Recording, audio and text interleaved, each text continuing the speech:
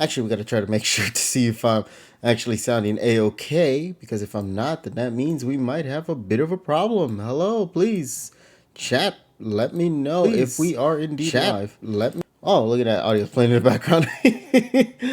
How's everybody doing tonight? Hopefully we are live now, ready and set to begin for tonight's session, ladies and gents, of the PokePod World Podcast. Once again, my name is KG Prestige.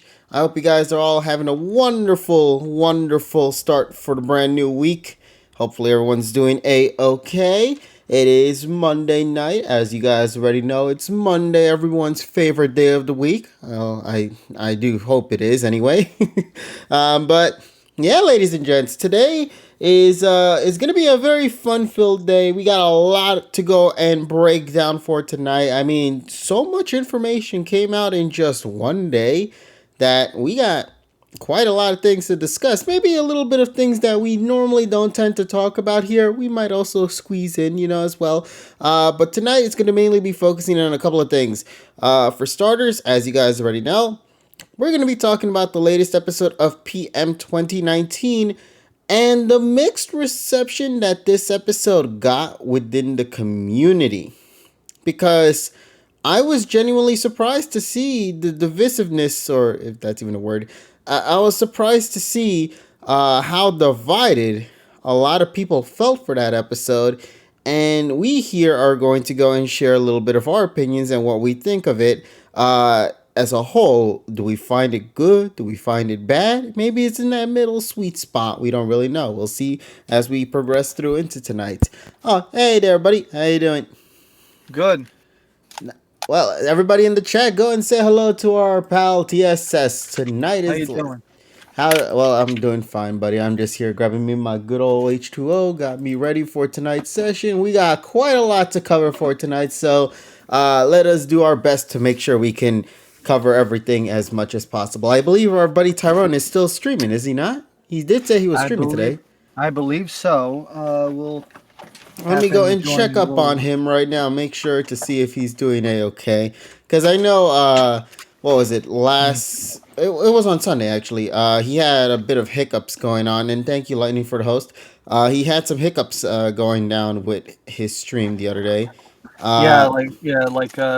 Internet problems and whatnot. Oh, it's showing that he's not live. Huh, weird.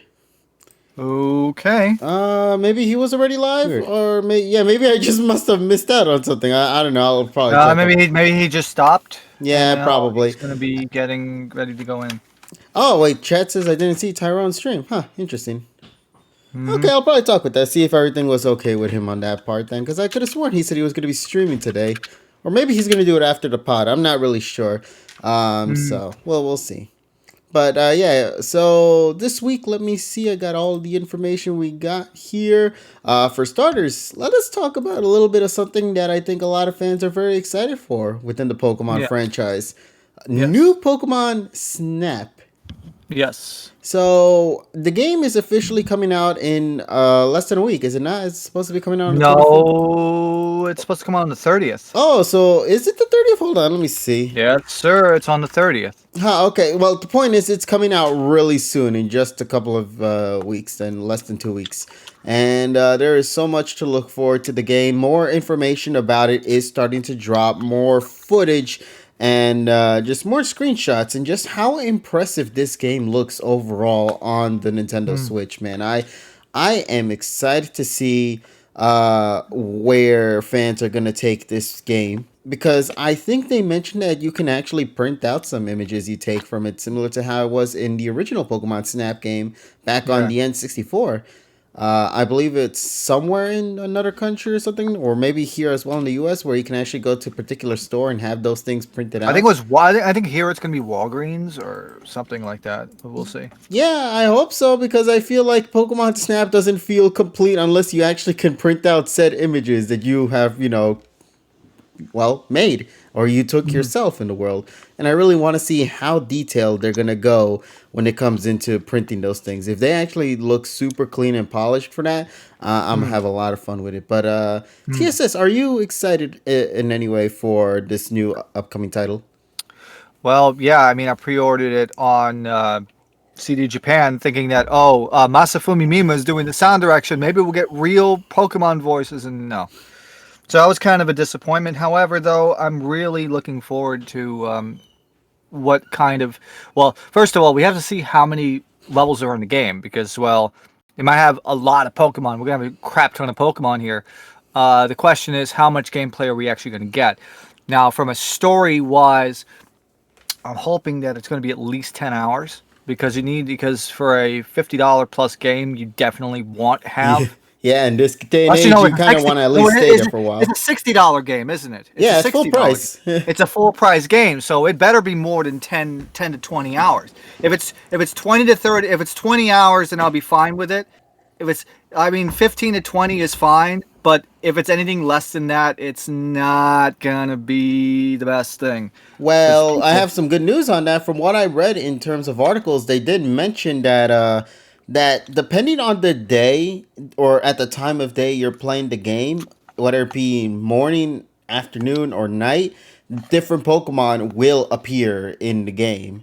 So okay, I guess it all comes down to when you play the game, and or maybe it's in-game kind of thing where it's like you can change the time in the game, so you can go into these particular fields at a set time and then see how things turn out, you know?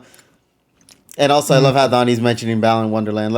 Okay, Balan Wonderland. TS says, have you heard about the joke that is Balan Wonderland? no, thank God. I think it's for the best. I think in that case it's for the best. Yeah, for the best, buddy. If you love like Yuki, what was it?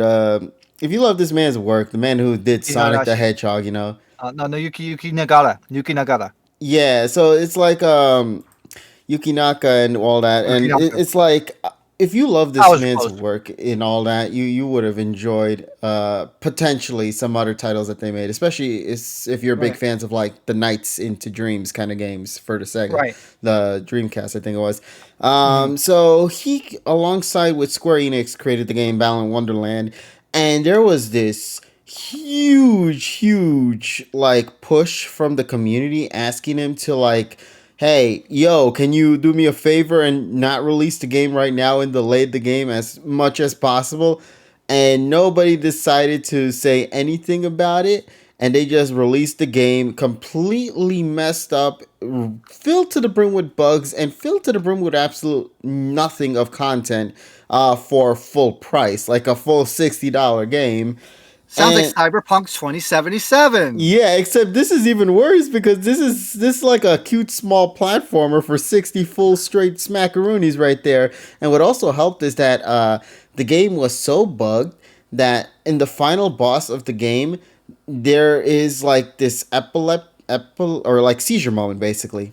Yeah, That was epilepsy. It's a never epileptic once addressed. epileptic moment. Yeah. Yeah, that Yeah, was I so think yeah, rigged. I was I've like, heard about yeah. I remember glossing over that part. Yeah, freaking didn't have a freaking epilepsy warning, and yeah, that's not good. yeah, That's apparently that was never meant to have been a thing. That was a bug. But the thing is, they released the game as is, so that's their own fault in that part, man. hmm Honestly, it's a very disappointing thing, especially coming from Yuji Naka's work and all that. Especially because I believe Square specifically stated, yo, if you release this game, this is going to be your only chance. You mess this up, you ain't getting more chances of games like this. hmm And it is sad to see that the game only sold so small. But honestly, I want to buy the game just to say I have this said title because I yeah. feel like with how small it actually sold in terms of hmm units, it just feels like one of those kind of things you want to just hold before it just disappears off the face of the earth, you know? Yeah, of Uh, course. but yeah, so Balan Wonderland, that was an experience.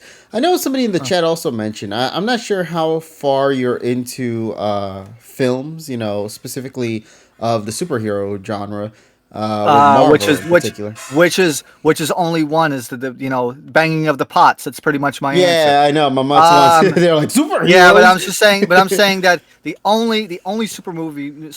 I've only watched the original Avengers, and that was it. Like I said, I'm not a huge like superhero movie fan. That's not what my cup of tea is. Oh, okay. Well, Uh, the only reason why I brought this up is because earlier today, One of the if I could get his name right here real quick, pretty much a new film trailer had just dropped by Marvel Studios. However, I Mhm. think what really sold me about this trailer wasn't actually the fact that about the trailer dropping. It was the fact that the main actor of this new film, which I think is called Shang-Chi and the Legend of the Ten Rings, the actor's Mhm. name is Simu Liu. I hope I'm pronouncing that right, or Simu Liu. And he came out tweeting saying, "Hey guys, it's my birthday today. And yo, you wouldn't believe it. I got this cool poster I wanted to show all of you guys out here to get a bit of a teaser look into what's gonna come for Shang-Chi." And then Marvel came out of nowhere and were like, "Yo, happy birthday! We hope you enjoy your birthday present." And they just straight up released the trailer in full today instead of a few weeks later, like Marvel had mentioned to the actor. So when the actor got wind of this, he just flipped the fuck out, and he was just having a good old time, man. So Mhm. my It's favorite great. thing about this is that I'm just very happy to see that he's having a good time with it. The film looks incredible. If you love Mhm. martial arts kind of films and all that, Mhm. you will have a good time, I think, with this upcoming Mhm. film. It feels like the first superhero film that's not Mhm. necessarily focusing on a lot of the explosions or a lot of those Mhm. like things that a lot of people would expect from a superhero Mhm. flick. It's kind of going Mhm. down to earth, going more into the traditional martial arts Right. combat. And I'm really excited for it. And this isn't just a small one. This is a huge, big budget, and it's also filled to the brim with a majority cast of Asians in the film, which Mhm. is I've been talking about this with a lot of people, and they're saying this is going to be in a way like their version of the Black Panther. I feel like that's how Right. high of a community grab this is going to Now the get question for. now yeah, Robzo's put says pray the chronography is good, the choreography is good. If we get like Jet Li uh levels of choreography, I think it's going to be a great movie. From what I heard, I hold on. Let me see if I could actually find it Mhm. because I heard something very interesting about the person who's actually going to be working on this one. Um, I believe they mentioned that he was one of the people who did choreography alongside Jackie Chan back in some of the Mhm. old films out there. But I wish I could Okay. find the Okay, so the choreo. guy so the guy so the guy that did like freaking was it Jackie Chan's like 80s movies probably, Yeah, but right? I'm trying to remember like who it The ones where was. everybody tries to fight Jackie Chan and it's a misunderstanding and it's him trying to defend himself, but he ends up whooping their asses on accident. Yes. Pretty much. Oh, every Jackie Chan movie. Mhm. Yes, but hey, those are iconic Jackie Chan moments. You cannot deny that, though. Mhm. I'm just trying to remember who the hell was the one that did the choreography for this because I didn't really recall who it Uh-huh. was. I think it was an Australian person. Hold on, let me see if I could find it. But let's see. Well, the point of the matter is they got somebody that is very well known for choreography, for Mm. fighting in the this upcoming film, and I'm Shang-Chi. excited. I'm very, very excited Okay, for this. so I forgot which one of you guys said it, but I know you didn't intend it, but it bugs me. Like it was like the Asian Black Panther.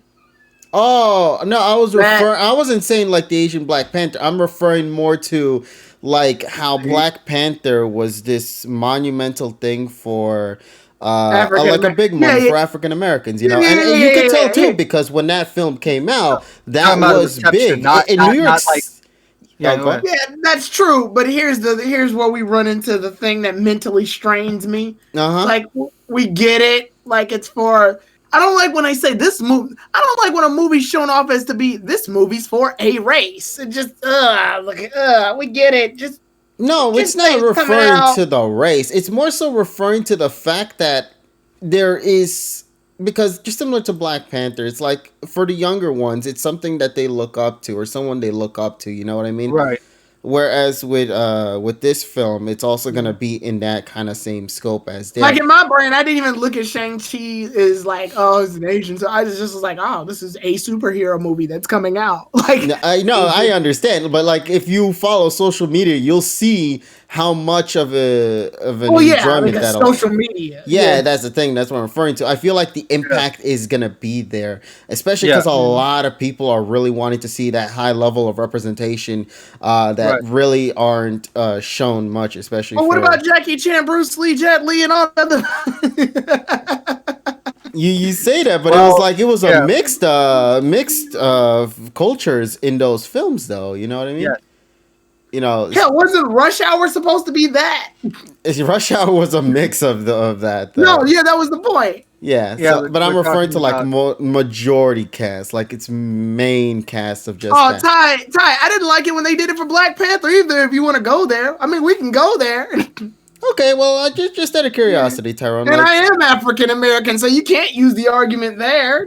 wait, like, okay, what was the issue with that, though, Tyrone? Just out of curiosity, like, Well, in to your me, perspective.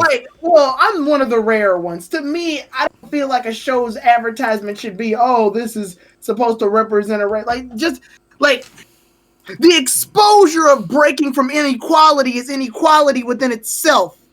And that wasn't me just quoting the fucking Shat Pan thing. That was me like saying, if you have to, and remember that episode of Sonic Boom where Knuckles is like, if you have to point out that this breaks a stereotype, then that breaks the stereotype instead of it being the social norm. What? Just because I'm a meathead doesn't mean I can't be a feminist. It's like that. Like if you have to point it out, then at that point it points itself out and should be just accepted as the normal. Like, oh, okay, we have a superhero that's this. Instead of point out that this is an Asian superhero, just say it's a superhero and then we'll already be set. like that's cool. Okay, no, I understand that side of the coin. And I know you guys aren't trying to do it. You guys are just pointing out, what the social media is coming back and saying is the impact of it. And I'm just saying, like, I look at it and I just go, you don't need to say that this is an exclusive because The thing is, I've already accepted equality. Well, let me put this into perspective. They have been doing this on television and media for like the last 30 years, so it's nothing new. It is not new. You look at any of the competition. Oh, also hi Tasso. Hi Tasso. And Evie. You look at any like competition show, and they have to have specific. They have to tick specific boxes, otherwise people write in and complain. Yeah, and that's Realistically, the unfortunate reality of Hollywood and just in general is like we have to check off these boxes, and if we don't, then we're culturally insensitive. But I'm saying the problem with that is that if you have to do it exclusively to check off a box, then you're still doing a level of segregation. Now you're doing it because it's a requirement. You flip the script. Yeah, but they don't. I guess see, they don't like. If you want to talk about that, you talk about like how they did with Avatar, and then at that point, because Avatar is a whole different meat bag right there. Where they fucked everything up. No, I think the reason why most people are celebrating what we're seeing now is because they are not only simply representing those that need more representation in cinema, especially super high budget. We're talking about AAA budget material, but it's also paying respect to the source material of which it's originating from. And this is why I'm saying something like this is monumental for many people out there, and why, as we're talking about this whole thing, the Avatar, the one that was made by M. Night Shyamalan, was like a complete disaster because they didn't get the idea or get the point of why people were excited for that film when it was getting At least the Disney World ride was, Yeah. Disney World ride was good, but that's about it. Good God. They messed up with Mulan's live action too. So that also didn't help that the actress is also pretty bad too. Yeah, so it's kind of like a two-way street there. So but that's Disney. That's not Kevin Feige sort of thing right then and there, man.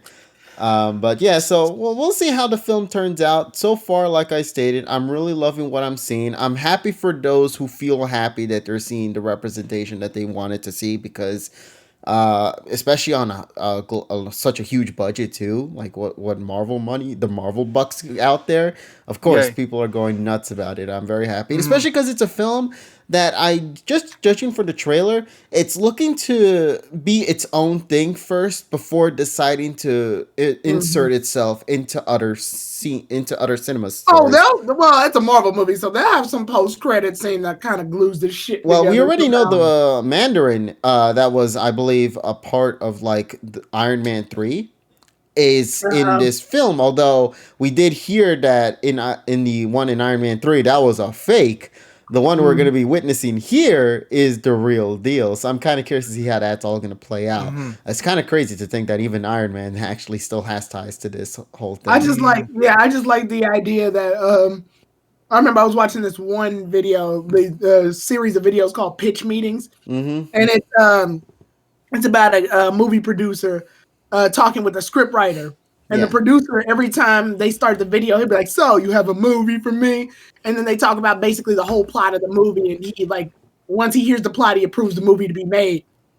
But one of the whenever he does Marvel movies, he goes, "So you have an Avengers commercial for me?" Like it's so funny. Mm. Oh Mm. man, well, like I stated, I can't wait for this film. I'm looking Yeah. forward to it. It looks like it's gonna have a good cast right here with the actors and actresses. I don't know how Mm. people feel about Aquafina being one of the supporting characters in this one, given her A water reception with bottle? Raya in The Last Dragon. So Mm. we'll see how things turn out for it. But like I mentioned, I have high hopes for it. It looks great. I'm loving that we're kind of like moving away from all the explodey stuff and high action scenes when it comes into like explosions and Michael Bay booms and whatnot, and kind of just going a little bit more down to earth here with martial Well, arts yeah. combat. You I know, believe because like we got done with phase since we got done with the main phase with the Infinity War and Endgame stuff, it's time for like a breather. yeah, and I think Shang-Chi is going to be that sweet spot right there, especially because it's coming out a few months before the Spider-Man film, No Way Mm. Home. And then immediately after that, in March, we're going to Doctor Strange in the Multiverse of Madness. So we're going to crazy territory just a few months later, you know what I mean? So there's obviously Mm. all that there. But like I said, I'm just looking forward to seeing how they're going to take this story forward, especially because I heard that Shang-Chi is a very important character, at least when it comes to tying with other particular franchises out there, specifically with Spider-Man in particular. I don't know if we'll ever see those two work together, but that shit would be exciting. I know the Internals is also happening soon, but I don't think that's happening this year. I believe that's coming No, it's probably next. not. But I know, I know Richie was the one that was so nuts about that because I think Richie was going nuts over the fact that I think it was Salma Hayek that was going to be in the Eternals. Mm. So I believe that's one of Richie's faves out there. So yeah, well, we'll see how it turns out for that. But yeah, not much more to say to it. I'm just looking forward to it. Especially because I'm not really looking that much forward into the upcoming Black Widow film, especially because we kind of know how the shit ends, you know, Mm. kind of tragically, but that's just how it goes. Then, of course, there's Loki. There is as well, I don't know how many of you here in the chat or maybe in the call have seen The Falcon and the Winter Soldier as well, which is currently going on right now. They're Yeah, about to air their last episode later this week. I need to watch that and WandaVision. Oh I think what's man, turning me off about Falcon and Winter Soldier is Captain America. oh dude, you will love the direction they're taking it, and especially oh man, I wish I Well, could no, talk because about spoilers because I like what they call him. They call him Captain America, but they spell it wrong because you have know. you ever seen the image of him of the guy from Up, the old grandpa Up, and then Yeah, and yeah. then put him in there, and yeah, I just don't like that he looks like that. Like Jesus Christ. Okay, I'm gonna just say this right now. A lot of the things will be explained in the TV series. It's only 6 episodes, so it is much shorter than WandaVision in terms of episode length. But there is a lot more to kind of delve into in the Falcon and the Winter Soldier, especially because this literally is taking place after the events of what went down in Endgame. and with specifically the Shield. I don't really want to go into spoiler territory because obviously you haven't seen it yet, and I don't really want to get into that. But just know, Tyrone, that social media is gonna go nuts this upcoming week, because this upcoming week is the last episode, and with how things turned out in last week's episode, yeah, a lot of people are going to be excited for what's going to be revealed in the final episode.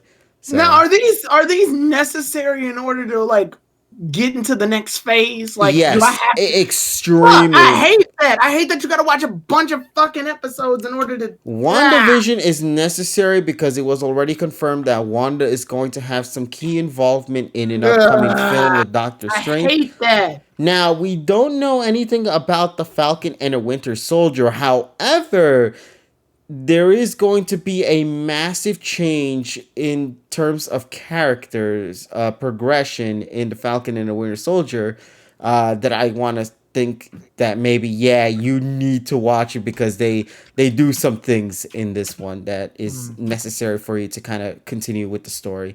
It's not a bad thing. It's like these are free thing, well, not really free, but these are easily accessible through the form of Disney Plus, and they are available for you whenever you wish to see them. So it's more so take your time right now. You're not gonna see these changes happen immediately in, like, say, Shang-Chi or in Spider-Man. But the moment we start getting into Doctor Strange in 2022, the films there, that's Wow. when all the TV content that you're seeing right now is going to start affecting or start taking effect in the films. So just keep that in mind. But yeah, Okay. so not much more to say on that. Just All looking right. forward to it. All right. I have a little bit of things. So All right, if yes, go anybody right if away. okay, so if anybody remembers a few weeks ago, I was talking about the PS1 exploit named Tony Hacks, which allows you to exploit the PS1 using certain games. Well, someone by the name of Brad Lynn has found a memory card exploit where you do not need any game at all. Wait, What what? happened? Yes, so the PS1 is now completely cracked using a memory card. So you need somewhere to write a memory card. So you could either use like a memory card Duino, which is, or you can use a PS2 with free McBoot and write a memory card image. Now the memory card image for this free PSX boot overwrites the entire memory card. So it's pretty much you're treating the entire memory card as just the exploit. Now, there's many different revisions. Now, it supports every single version of the PlayStation 1 in all regions except for the SPH 3000, which is Japanese exclusive, and also the final revision of the Japanese PS1 Slim, which would be 1.0 SPH 103. But it works on every single version, although you're going to have to match the BIOS version with the exploit. So basically, you write the memory card is loaded, then you put it into slot 1, you open the tray, you boot the PS1, and you get to the memory card and the CD player Uh-huh. BIOS screen, right?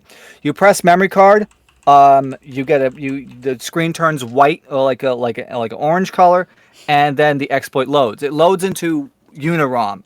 Is a drive unlocker, among other things, that was originally used for like the hacked Game Sharks, where you can unlock and use it and unlock the drive. Now, this one, it just allows you to play any region in backup games. However, though, at this point, games that have anti-piracy measures such as libcrypt, that's not supported.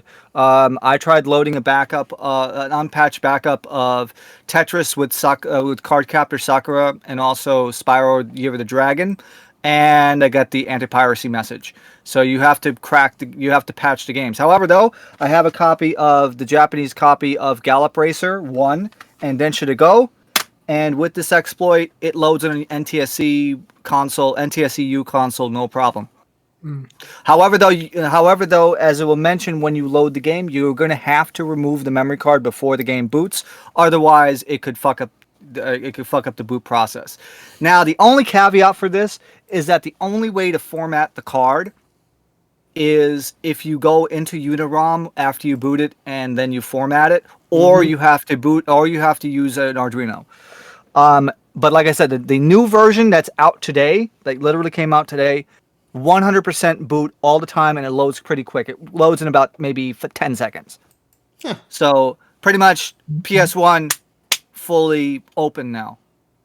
That is insane. It took decades just to get to this point, but it just shows you how dedicated a lot of the community are for this sort of thin. Yeah, so if you want to try free PSX boot yourself, you can go to github.com/Brad-Lin LIN/free PSX boot and grab the memory card file, and then if you have free McBoot on the PS2, you can just quickly copy that over using a program called Memory Card Annihilator version 2, which you can find on GBA Temp. But there you go. So now we could pretty much play any region game we want in the PlayStation 1 without any discs, without any mods. You just basically just load it off a memory card. You need no game entry points now. So this is fantastic. Going back to Shang-Chi for a second, only because we brought it up. I decided to do research because he's one of the Marvel. I read a lot of Marvel comics, but he's one of the Marvel comics that just sort of like lulled over. And I look back at like what he does, like power wise. Yeah. And this is one of the reasons I actually do like Marvel a lot. He's just a regular dude. No, that's what I'm saying. That's what I was saying before. There's like no explosive Michael Bay shit. It's just a traditional dude. He's just a dude. I mean, but then again, Marvel's heroes are full of just people. Like Hawkeye and Black Widow are literally just people. Like they're just and Iron Man isn't really superpowers. It's more so his intelligence that takes him. Captain America is just slightly buffed person. Like the serum. You know that's what I'm saying. That's what I'm saying. The serum is a slight buff. It's not even an extreme buff. Yeah. Like he's not lifting fucking trucks or anything. He's just slightly stronger than the average dude. He was able to hold Thanos back though when he had 4 of those goddamn stones in his hands. Yeah, but he's no Hulk or Thor. Like even in one of the Avengers movies, Hawkeye's like, you can't take them, Cap. And he's like, these are gods, and he's like, that's not a god I know. And then he goes off to fight fucking Thor and Iron Man and shit. That's what I'm saying. I'm looking forward to it because it's like we're not gonna start seeing much of like the superpowered natures. I'm assuming the 10 rings will of course start playing into effect for that. But like if we're talking about just the dude himself, he's just a humble dude. He's just a humble hero. He's not a brag or anything. He's just living his own life, and it just so happens that he's tied into all this shit. And he's just trying to live a normal life, man. He is considered the greatest martial arts man. That's one of the things I've always liked about Marvel. It feels like anybody can pretty much participate. Like I remember in Civil War when they're all having a meeting, and one of the chicks, she works at S.H.I.E.L.D. as like an officer or some shit. And then Bucky broke in while he was hypnotized, and she even starts fighting. I'm like, holy shit, everybody here can fight. Like I said, I'm looking forward to this. I can't wait to see how they're going to incorporate him into the other series out there, especially because if you look into it, he has worked with other characters before. I stated a while ago he worked with Spider-Man in teaching this new way, the way of the spider, I think is how he called it. When he was training Peter Parker. There was also, I think he had done fights even with Steve Rogers himself and Wolverine too in the comics. So he has connections with other people out there, and his knowledge of combat is through the roof incredible. So that's what I'm saying. I'm just looking forward to seeing how they're going to incorporate this into the MCU. But let me just see if I have anything else here gaming wise as well that is also worth talking about. Let me see. Oh yeah, there's a new episode of Pokemon that's coming out. Yeah, I'm excited for this one. The White Flower Flabebe. That's it. Yeah, I thought Go caught that thing already. Yeah, I thought Go caught all of them, didn't he? Yeah, I remember we saw them at one point. So there's that there. Yeah, the Flabebe is coming. Oh right, I completely forgot. Yeah, did anybody remember the insanity that was going on last week for one of the fighters that's gonna be in King of Fighters? Shermie. Oh yeah, I love Shermie. She's great. She was in the Orochi saga of the King of Fighters series. She was introduced in King of Fighters, I want to say 98 during the Orochi saga. I love that. So basically, the Orochi saga is this cursed character named Orochi, and he has the ability to possess and take over bodies. He wound up taking over the bodies of Leona, Chris, Yamata, and Shermie. He enhanced their powers. Shermie has the power of electricity. Yamata has the power of fire explosions and earthquakes and shit. Chris has the power of fire, like Kyoki Tsunagi. And Leona is part of the same group as Rolf Clark and Ralph Jones and Clark from the Metal Slug series. So, because then they have the ability to possess themselves, they basically become it's basically like, imagine it's like them turning Super Saiyan, only evil. Yeah. And then Orochi himself, the god, ended up taking over Chris's body ultimately. Like, so when you in the games, if you beat Chris and King of Fighters, then he'll round 2 he'll transform into Orochi, where he's significantly stronger. Damn.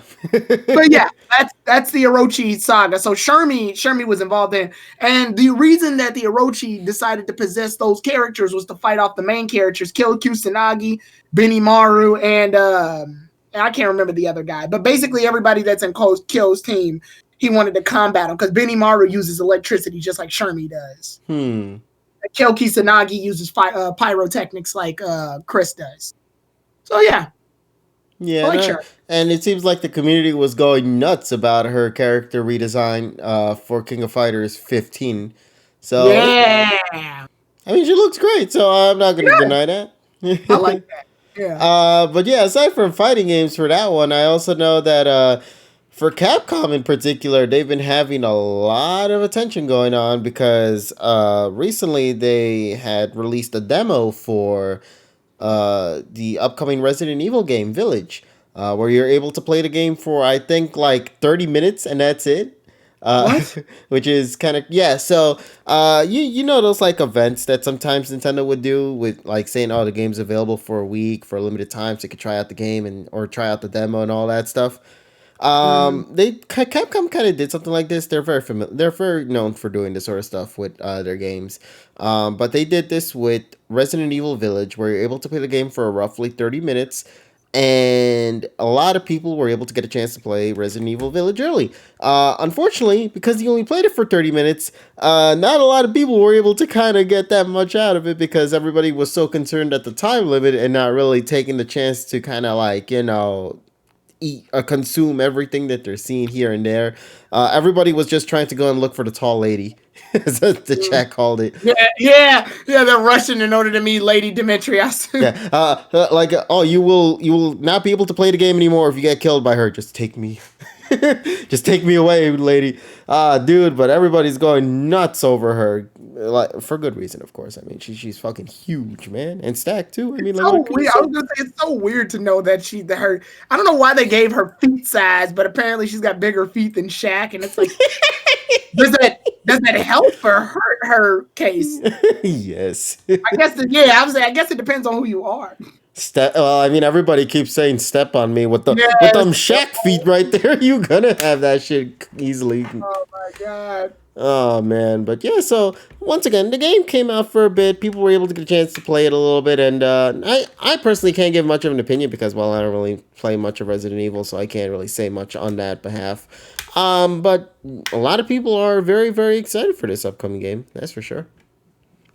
For me, I can't say anything because I don't have a PlayStation, so I can't even play it. But yeah, so hopefully we'll see how well the game turns out. But I think we're kind of moving away from like the zombie aspects of Resident Evil and kind of going more into werewolves and those kind of creatures out there, which is kind of my kind of game. So I'm very much looking forward to seeing how that's all going to go down. But aside from that, yeah, that's all I got to say on that. What Resident Evil game have you played, KG? None. I've seen playthroughs. I've never played through any of them. Not one, not two, PC. Not the famous 4. I'm surprised you haven't played 4. 4's on everything. I know, it's even coming to VR mode too, isn't it? Yeah, 4's on everything. And they're doing a remake of it. I don't think they need a remake of it considering we have a port for literally every fucking thing, but whatever. Yeah, it be how it is, man. I mean, I'm Yeah. not gonna deny it if they make it look like an actual upgrade to the levels of how Resident Evil 2 was like. Then so be it. I'll be all down for I it. mean, like my issue with it is that it's just the fact that they've made too many. Like they Too made many so many. ports. Yeah, they made so many ports. Like remaking this game. Normally, you remake a game that hasn't been made in like so long. Like, oh, this game was made so long ago. Now we're doing a remake of it. Here, we have a situation where there's so many ports that aren't even that old. Why do this? Like, Someone who says asked for this? has KG seen the Yari movies? If I haven't played the games, what makes you think I'm gonna go watch the I films? mean, some people watch the movies without playing. Isn't that the one with that really horrible video thing I saw where it was like these two dudes shooting at point blank at each other, but they kept missing despite being inches away from each other? Yeah, is that? Oh my god, I gotta see just for that stupid insanity alone, man. One of these days I'll give it a chance to watch. Yeah. But yeah, let me see. Anything else for this? No, I don't really got much more to say. I think for gaming wise, that's pretty much all I had to bring up. I know there were some other small things that happened. Like we talked about a little while before you got in here, Tyrone. Just the new Pokemon Snap coming out in less than 2 weeks. Very much looking forward to that. Yeah, the new Snap because I'm gonna be streaming that the following Wednesday after it comes out. Huh, okay, I'm looking forward to see how your playthrough is going to be like, Tyrone. Yeah. Are you gonna do a full playthrough of it, or are you gonna just simply play it for a bit and then just? I'm gonna go ahead and just do a full playthrough of it. I Yeah. should be done with Catherine by the time that game comes out anyway. So. All right, man. Well, best of luck with that. Yeah, that'll be the idea at least. KG, I gotta ask, how's your Ring Fit adventure been going? Unfortunately, I had to put that on pause because as of right now, I'm still under the sniffle treatment, so I don't want to hurt myself. So sadly, that's on a bit of a break. But thankfully, though, as I stated before, I've had these other machineries here with me, so I've been having more fun with that as well. Kind of just because when you get far enough into Ring Fit Adventure, at that point, you kind of already done everything that the game had to provide. So it's now just a matter of simply you having to create the tasks that you want to do and want to perform. You want to do Ring Fit Trainer? You're your own trainer. Now. Yeah, now you basically were trained. Now it's time for you to train yourself, basically. Evie says, "Have you got back into Genshin, didn't you?" Yes, I did. I decided to play it like what was it, a week or two ago? I think it was when I mentioned I went back into Genshin, and I managed to get back. I actually managed to get all the way to where I last left off in the original playthrough. I'm already back at level 33 in adventure rank mode, so. I'm very happy I caught back. It didn't take that long, honestly. I'm surprised it took that short of a time that it did. But I'm at like rank 33 right now. I got to get to rank 35 to finally start getting into the new content that I didn't get the chance to see when I originally played Genshin a while back. I'll say this though, Tyrone, the game is still just as fun as it was before. It all boils down to whether or not you're willing to go the extra mile to play that game consistently. Yes, Evie, I did decide to make a new account because I wanted to start fresh again. So I had to lose all of the content that I had from my previous file and all the characters I had from that previous file. Get them all back in my new file, which thankfully I did. I got Barbara, I got Xiaoling, I got Fischl, I even got Rosaria as well for the new chick from the recent banner. So yeah, I had to grab everybody that was my mains from the original and bring them back into this game. And thankfully it was fine there, and I am very happy with the game currently. It's a lot of fun. Made me want to rip my hair apart during certain events. I'm gonna say this right now. There is an event, not like specifically timed event, but you remember, Tyrone, when you had to collect those orbs in order for you to like rank up your what is it, the church thing, to like give the blessings and all that, the statue. Yeah, I remember that. Yeah. You know how you had to get orbs just to rank up the statue. When you get to the second part of the world, what makes it so obnoxiously difficult is how basically there's 137 of them, I think it is. Uh, And you had to collect all of them in order for oh, you to fully max out the statue in the second world. Here's the issue though. I didn't learn about this, but when I actually completed it, completed collecting and 100%ing those orbs and using it for the statues, I uh, discovered there is a mission in the actual game where you have to go after you 100% the statues. You go to a particular spot in the land. You'll see these 9 gigantic ass pillars, and mm, in each individual pillar you have to put in a specific orb inside. You mm, do it 9 times because that's how many times you leveled up the statue. And right. when you complete it, you'll gain access to a hallway in that area where you walk in and probably have one of the most difficult fights I've ever had to go through in Genshin. It is like extra It sounds difficult very mode. convoluted. It is well, it's convoluted in the sense that you gotta collect, you got 100% all the orbs first, so you gotta find it across the entire region, and you got to 100% that. There is no other way for you to access that area unless you 100% the map. So you have to do the map first. Right. If you don't, then you won't get access to it. But when I got access to it, which by the way, like I mentioned, I didn't know about this until I had already 100% of the map. I then Yeah. go to the spot, I enter the area, and I fight the secret boss in that area. I Mm, hated it. I wanted to rip my hair apart in that stage because it was so stupid. It was so brutal. I hated it so much, but I was so happy I managed to beat it anyway at the end. And then I just simply made like $200,000 in that game. So yeah, mm. I guess that was a nice reward. But you know, it's stuff like that that I never got a chance to experience when I first played the game during its beginnings, that I was able to experience it now. And like I mentioned, a lot of fun. Just genuine fun I've been having with Genshin again. In fact, right now I want to play more Genshin instead of having to, to do these pods and whatnot. But of course, we have responsibilities and we have to make sure we get everything done first before we go back into Yeah, having gaming stuff. well, my main issue with Genshin was that it's It's free. No, I'm oh just no, kidding. no, nothing. That is time consuming. In order to fully enjoy it, I would have to shut out everything else. Oh no, you do, It Taron. came I at the had to right put time. hours on this Yeah, game. it came at the right time when we were all in under quarantine because of Backstreet Boys. So we had plenty of hours to play it then, but now it's not like that anymore. Now we have to like you got jobs and like the world's returning back to normal, and obviously I'm streaming longer than I did back when Genshin came out. So it's just like I can't. It's very hard to commit a lot of time to that game. Mm. Breaking KG drops the pod in favor for gotcha.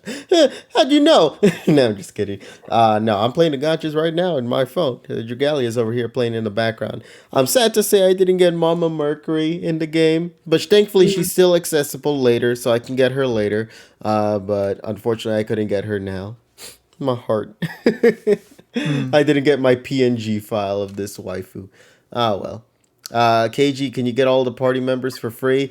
If you're talking about in Genshin, the ones that I had to collect, those you do summons for. Official, Bennett, a bit of Barbara, for that, and of course Rosaria. So I got those characters through summoning.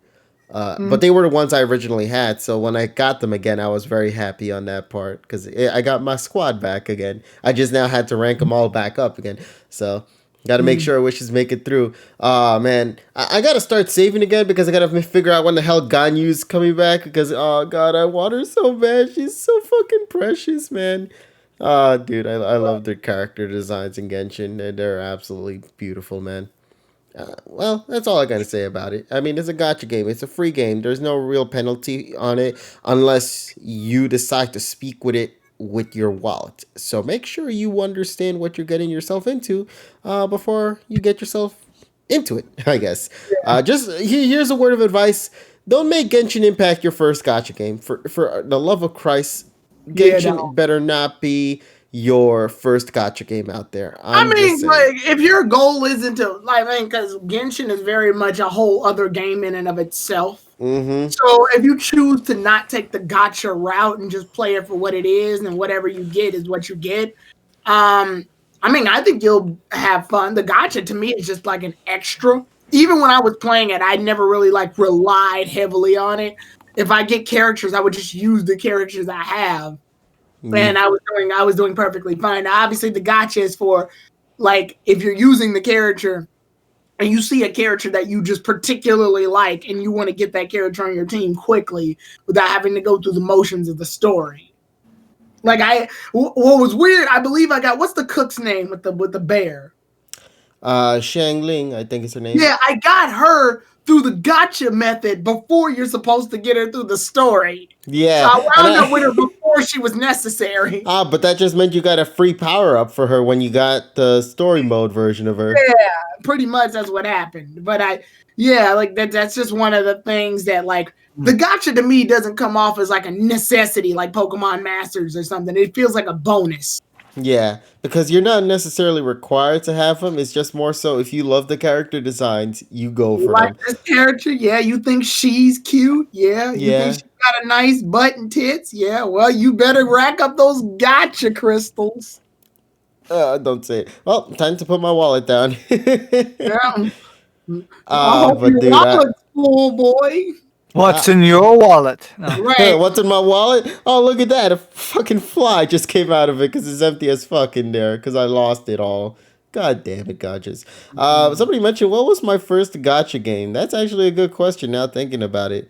My first gotcha game are the trading card games. Does that make sense? Yeah. I mean that makes sense. Every trading card game is technically a gotcha game. Yeah, so those were my first gotcha game experiences out there. You had to be in that moment, chat, during the TCG days, bro. When you got a clean pack out from that one, you brought that shit to school. That was your flex right then and there in elementary school. Once I get good money back up again, then I'm gonna try my hand at the booster boxes again. I do too, but like as you mentioned, Tyrone, money. yeah. It's 150 smackaroonies, man. That's money there. That's almost $200. Like that's 3 games right there I could have bought. It's a commitment. It's definitely a commitment, especially when you got all these like rare draws out here. Yeah, we do genuinely have fun with them doing unboxings in that chat because, you know, obviously it's just the luck of the draw and just seeing if we have said luck, you know. And we had a lot of fun doing it originally, I think after the Game Awards, when that concluded. Or we did an unboxing with me and Tyrone here when we had our own respective packs. So we'd love to do more of it again, but just understand that money is one of the key things we need to put down as well, and that's, you know, a budget on its own because that's like 200 smackaroonies there. So yeah. Rep to the peeps who spent hundreds of dollars looking for that classic Charizard card. Well, that's their fault, buddy. That's not my money right then and there. But should have been here fucking 22 years ago, my friend. They probably were, but they weren't thinking about the long game. Of course not. I mean, I wasn't either. I probably still have my Charizard card somewhere in the binder over there, so you know, it's gonna not touch it. Now, it'll come in handy later. You had to settle. Yeah, that or you had to settle for the fucking the $2 packs that you used to get at fucking Flushing with the fake cards. The ones that like glitter when you just like shot.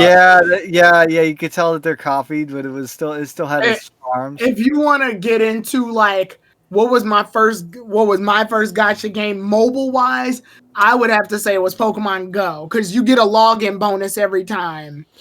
Not a login bonus, you would get a bonus. You would get something every time you stop by a Pokestop. Every time you do a Pokestop, if you do a streak every day, you would get like items, and you get better items if you keep the streak going.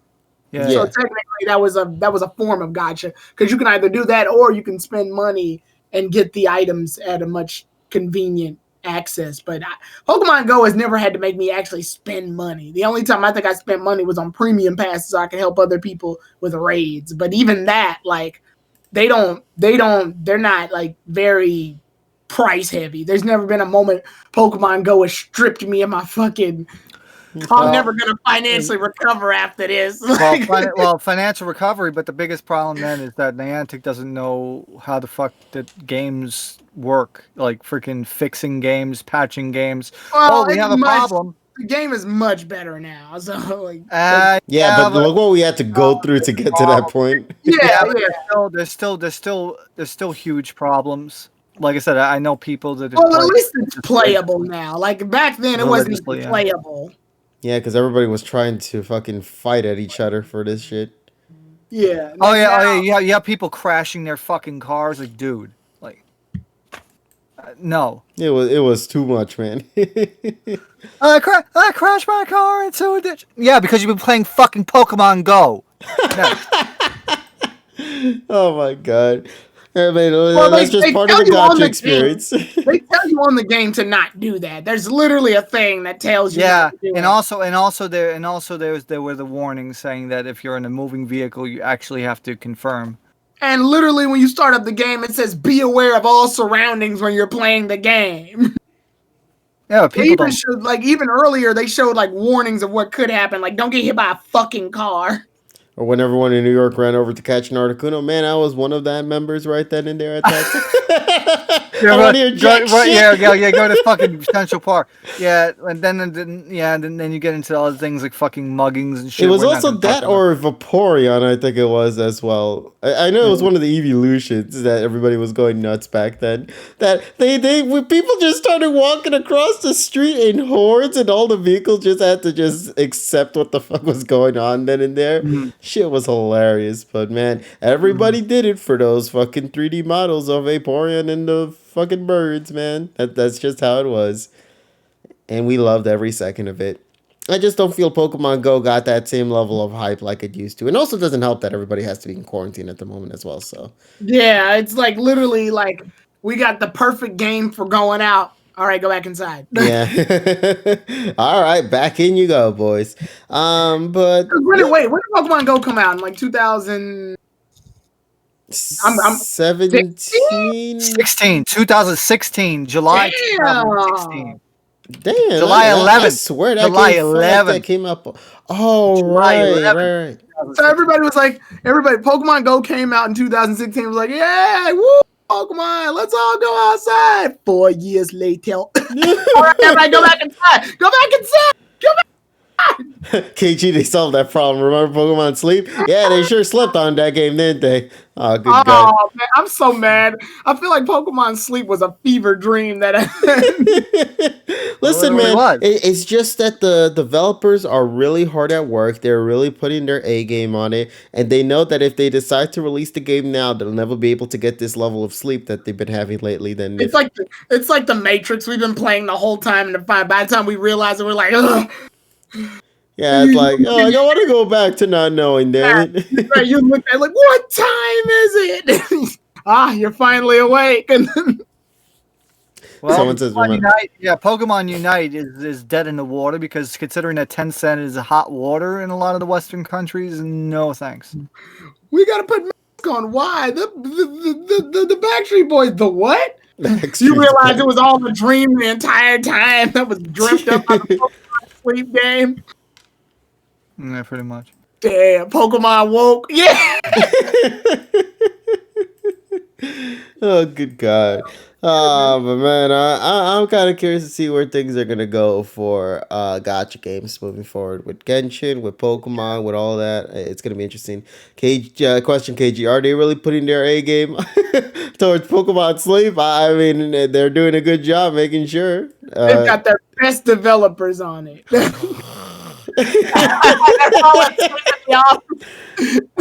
Oh, good God, man. Like, just wake the fuck up. We're busy developing. Leave us alone. Give us 3 more years, all right? Good night. Says the developers. I mean, listen, man. The developers have probably had the best sleep of their life now, thanks to sleep. No, I have the solution for that. Just send Steve Ballmer to fucking wake them the fuck up. Developers. I knew what the fuck you were getting into. Oh my god! But yeah, let's see what happens. You know what they need? That Rotom phone that they had in the Pokemon Journeys episode, the one that does the ring, wake up phone call. I forgot how that Yeah, shit went again. well, yeah. Maybe if I send freaking Marina Eichholz $20, maybe she'll actually do that for me. Hey, listen, man, that'd be a good wake up call for everybody. All right. Well, speaking about the anime, I think we're now ready to get ourselves into the second Rock hour and of the roll. thing. Unless I forgot anything else off the top of my head, I'm just trying to remember if there's anything else here to go Horse by. girls. No. Horse. Who the fuck's in Horse Girls? When is the Horse Girls game coming? I wish I could give you the answer to that, but unfortunately, I don't know what Uma Musume is coming out. Bro, I want this game so bad in my life. It's just so adorable. I love everything I'm seeing about the game. I want to have one of the. It's just so cute. I still love that video of Gold Ship where she just drop kicks you in the fucking face when you win first place. It is the most hilarious shit I've seen.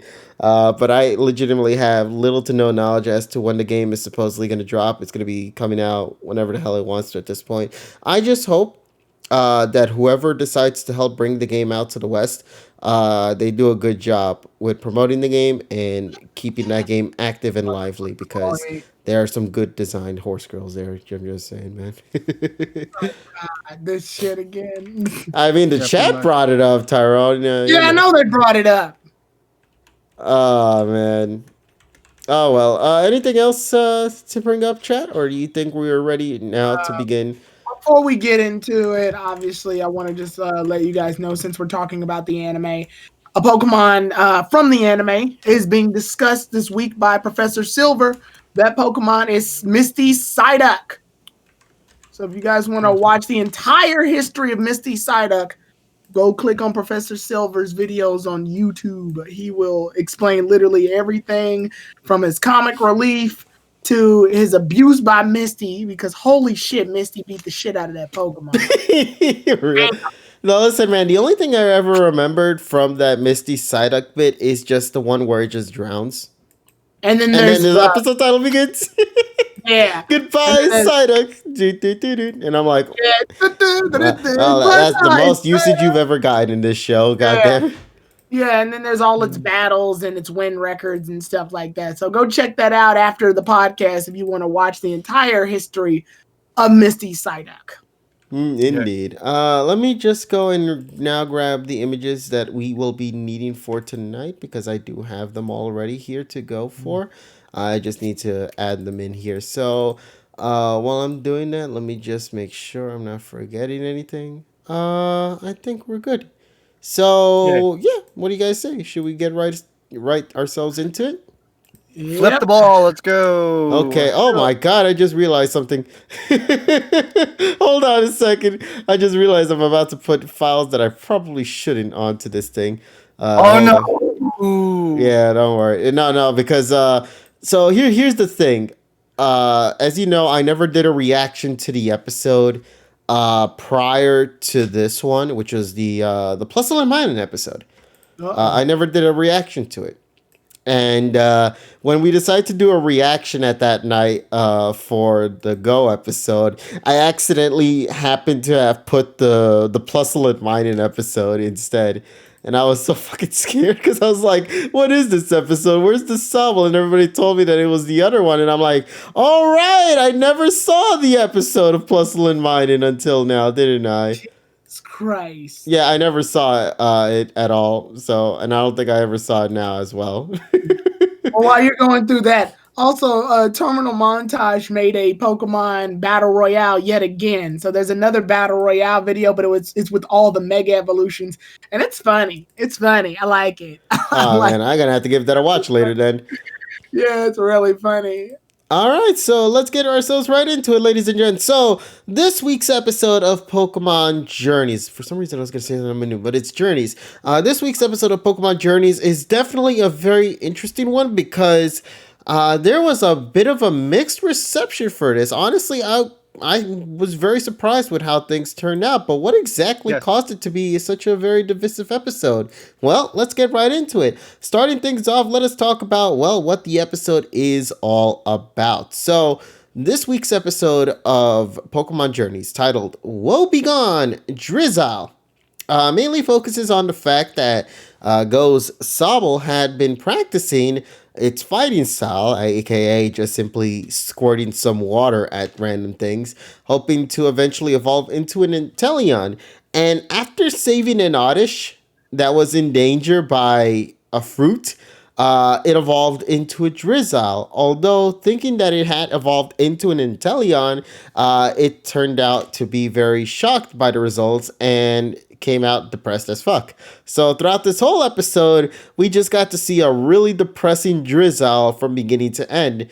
And shocking pretty much everybody with this, including Go himself. So the whole premise was Go and the rest of the members trying to go and locate said Drizzle in hopes of seeing if they could do something to gain its, its happiness back.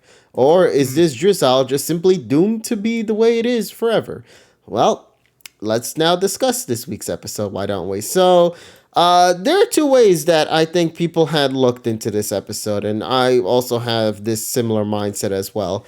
And this is something that I've done before in the past, specifically with how I viewed things with the Sun and Moon episode, if you remember, how I had to kind of take it for two episodes in one, as a Sun and Moon episode and as a Journeys episode. For me in particular, I viewed this in two ways. I viewed this as a Go episode, and then I view this as a Journeys episode. I will get more a little bit into the breakdown for that when we get to that point in my review, because I'll let one of you guys go first. But I do want to mention that personally, to me, I was kind of a little bummed out with the first half of the episode because I will not deny it felt very sluggish to get to the point of what they were going for. I understand why they kind of had to do it, just to kind of show more of the emotions of Drizzle, specifically its droopy depression thing that it was going through. I just felt that personally that took way too long to get the message across, and I think that could have been a little bit chopped out, like squeeze out some of the fluff that we didn't really need to see on screen. But then when Go began to get involved in the episode and began to try to locate the Drizzle and then get into the second act of the episode, I really do believe the episode began to shine more beautifully there. And then, of course, the ending of the episode, which I think is, to many people, without a shadow of a doubt, probably one of Go's best moments in this entire series, for what that moment was meant to be about, regarding its connections to not simply the Pokemon, but also himself, which was something that I think a lot of fans were kind of hoping to see be explored upon more, which we did get in this episode. So yeah, I feel like this episode for fans of Go, I think people might have gotten what they wanted from this one. Like I said, I do have some other things I will be sharing a little bit soon, but I do want to mention some of the positives, and this is something that I really do believe for Go as a character, I personally enjoyed from taking the episode for what it is at face value. So that's all I want to say. But I really want to hear TSS first. TSS, I genuinely want to know, what is your take about this episode as a whole? I know I left out a lot of other details, but I know for a fact you tend to also bring that much more into, in more detail mode. So I'll pass that one on to you, buddy. So first of all, I'm just going to give the both ratings. Like I said, it's going to be the continuity and the entertainment factor. Gets an easy 9.4 from me. The reason why is I'm viewing it from, first of all, I appreciate the fact that they finally acknowledge that fucking Go's Pokemon exist. That's one thing. Why are we praising something that other Pokemon shows do normally? You'd be surprised, man. It's Journeys, man. Remember, we already set that shit so fucking low at this point. We already set the bar already low. But again, okay, all right. Yeah. Remember, Tyrone, this is a Journeys review. This is a Journeys review. Like I said, it's a Journeys review. Fine. So let's begin. First of all, things that people will not mention.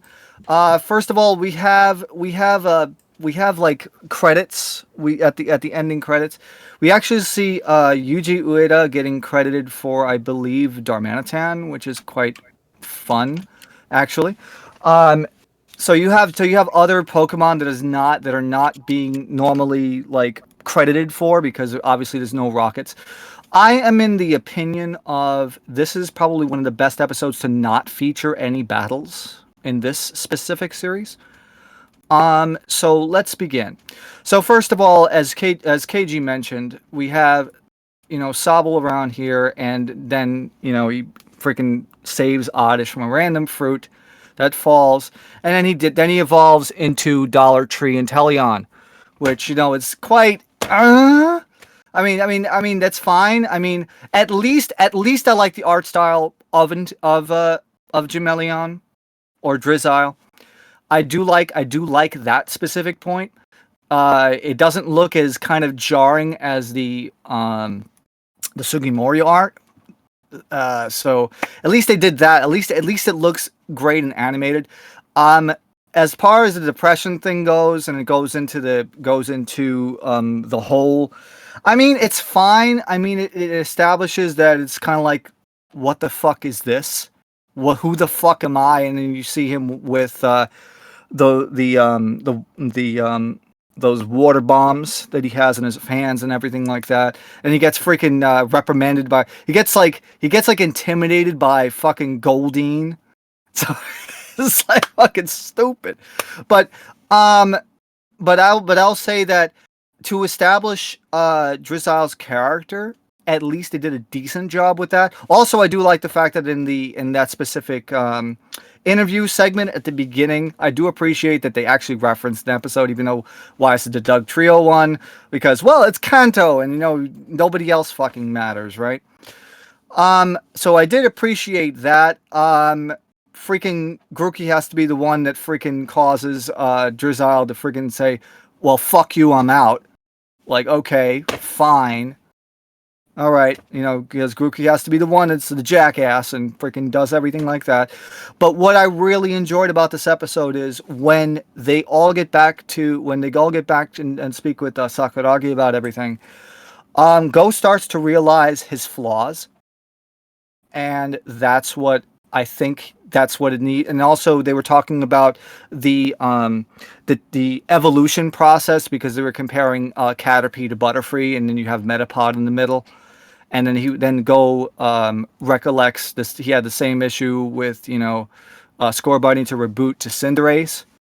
So he reflects on that, and also when he leaves and tried to go find him, he said, "I'm out. I'm gonna go find him myself." And then Satoshi and Koharu go after him. So that really tells me that really Go as a character has developed so much in the last like 30 episodes, because you think about going back, and when we're going back once again to the whole reboot leaves episode, you think about how Go has changed, how much Go has changed from then to now. That he actually gives a fuck now, as opposed to like being kind of about it.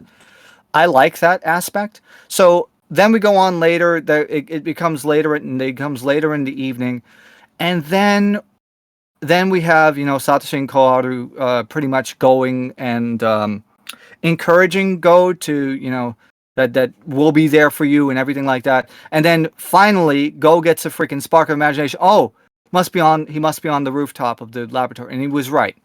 So he ends up going ahead and sitting alongside him, and then he recalls how his childhood was. So Go has a couple of flashbacks in this episode, a little bit earlier on, where one of the teachers saying, is that okay? Is it okay? Everything like that. And then Go then recalls that, and then tells Drizzile about that, and it becomes very emotional. So Go has the realization, Drizzile has the realization, and then it turns into a very emotional moment. And then Drizzile acknowledges that by wiping up Go's tears. I really enjoyed that. That was a really touching moment. That's the thing. We really need more moments like this, because we don't get a lot of these things. Like, there's not really many. I can't really say that there's a lot of emotional moments in this series, but that one hit out of the park for me. I really enjoyed that specific moment.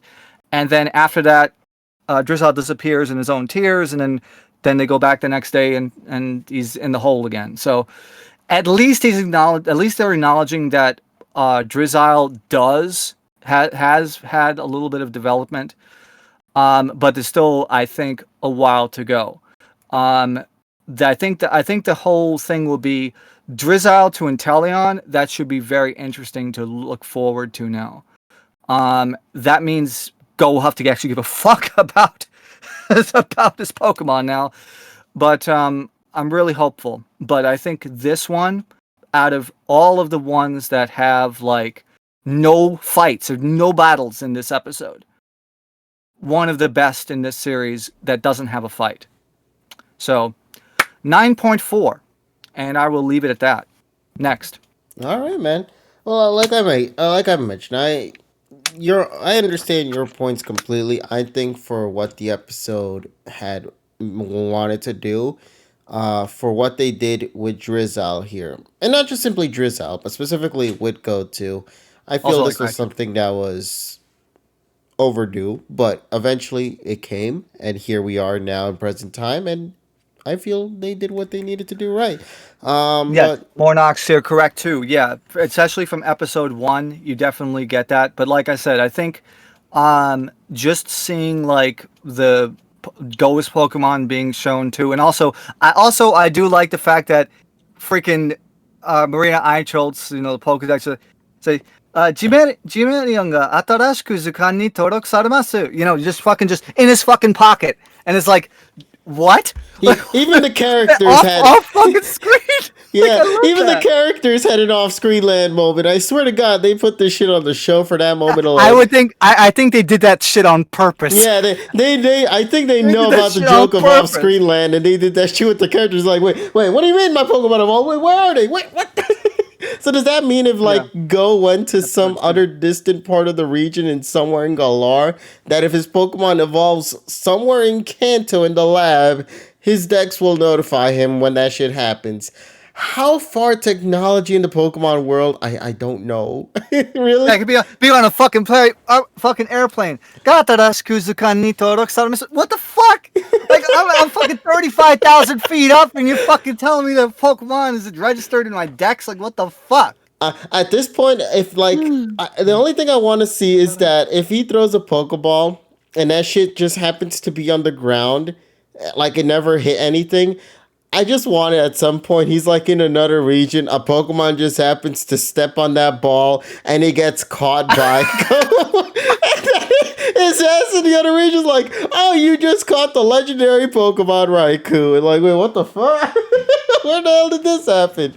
So yeah. But here's the thing. I understand, people. I understand that the people might have, they have regrets about this. Well, because like I said, it's because it's a divisive series. It's a lot of things that have, people, and most of the people probably don't like Go, or just don't like the way that some of the writing is, and there's been a lot of faults, and I will admit to that. But like I said, multiple viewpoints is good. Having different opinions is good. That's what we should promote here. And so again, I love this episode. People might not like it as much. I know Zach didn't like it as much, and that's perfectly fine. But it's just saying that I'm looking at it from the way that I interpret things. That's the way I look at it. It's like, no, it's not fucking bias. It's just that for me, this is very emotional, and it hit a lot of the buttons. I wasn't, and I was not gonna drop a 9.8 on this thing. It's not that good now. No way. But a 9.4 I think is reasonable for my scale. So all right, next. Tyrone, what about you, buddy? Tyrone, let's go. I want to hear what you have to say. I really appreciate it. So even before this episode started, the score for it already takes a huge bullet because of one very important reason. Sobble has had exactly one episode of development. No matter how many ways you want to come at this, Sobble had one episode where it used U-turn. It learned U-turn, and that's it. I didn't know citrus berries gave Sobble 5 billion fucking EXP. Because that's all he did today was shoot a citrus berry, and suddenly that was enough for him to evolve. They did that because they needed Sobble to show off its skill of like what it's been learning since then. Also, I mean, the news interview thing, because I remember they were talking about it didn't add or take away anything. I actually do kind of find it interesting that like the research facility is gaining enough headway in order for Ash and Go to point it out. Go's slight camera shyness is kind of funny too as a quirk, but no pun intended because of the fact that his voice is Deku. But like just after that though, no matter how much happens in this episode, in the back of my mind, I keep thinking Sobble's only had one episode. Like this Sobble had the one episode, and that's it. So nothing really justifies this form. Like nothing. But erasing continuity out of my mind and judging it for this episode alone, which apparently I have to do now. It's the journeys thing, man. The premise of this whole thing is the fact that he's disappointed. Now, it plays with an interesting factor here. What if a Pokemon's disappointed about the fact that it didn't evolve into its final form as opposed to the center form that it has to go through in order to get to that stage? It kind of, in a way, makes me laugh just because KG has the exact same problem with the Galar starters too. So in a way, Sobble has the same personality trait as KG, where the idea here is that he hates the fact that he's a middle stage evolution Pokemon, but he doesn't know that this is the first step towards becoming Inteleon. Yeah, because I think what made it interesting is that if you think about it, Sobble never discovered Drizzle before this. He only learned about Inteleon, but never the Drizzle.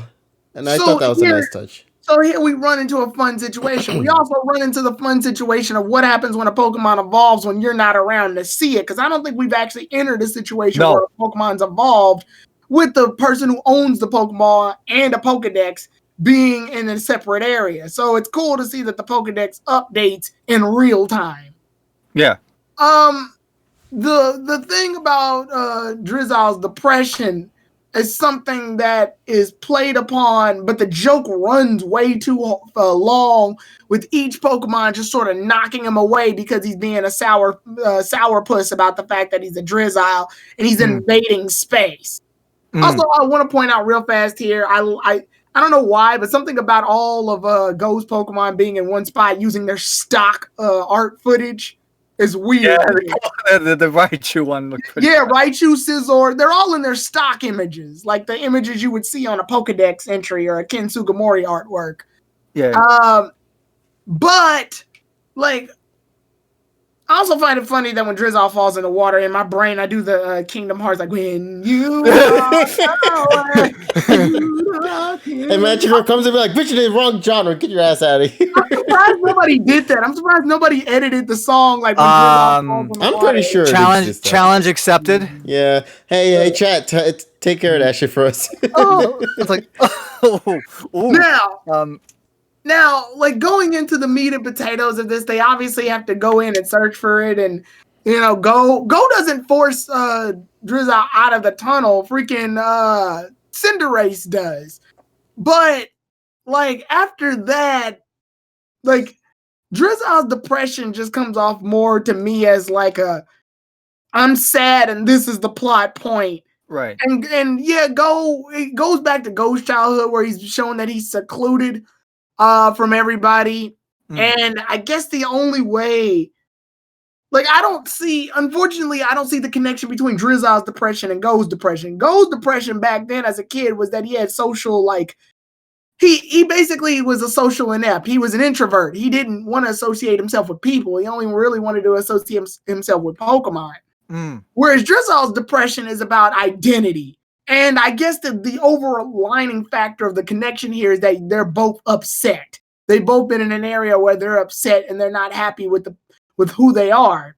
And Go ultimately goes to do it. Now, somebody, Goose King, actually pointed out something Well, I'm glad our audience knows me well enough to know how I feel about certain things. I do like the fact that Drizzle's depression just doesn't get cured in one episode.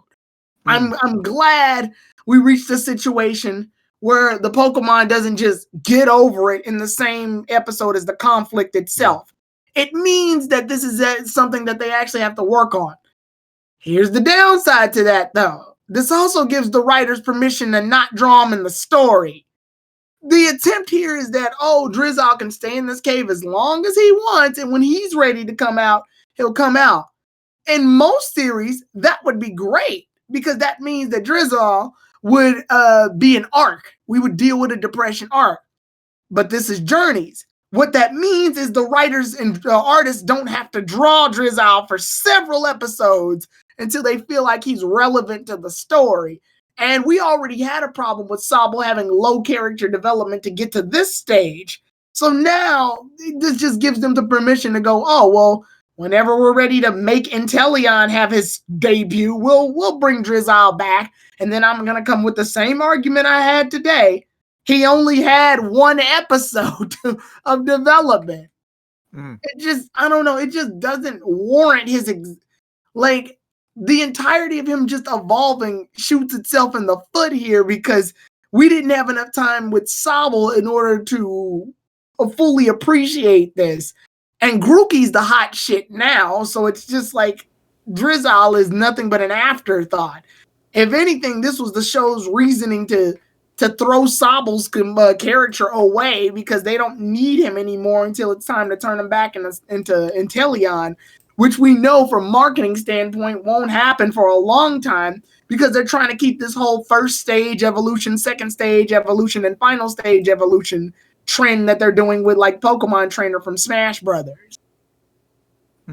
So will Drizzle come back? Yeah. In like the distant future when we all stop caring. It's just one of the things that feels like, all right, well, we've discovered this character enough. Time to put him back in his box. It's like the artists and writers. At least until he evolves. Yeah, it's like they literally just put him in storage until they're ready to break him out again. And that bugs the crap out of me.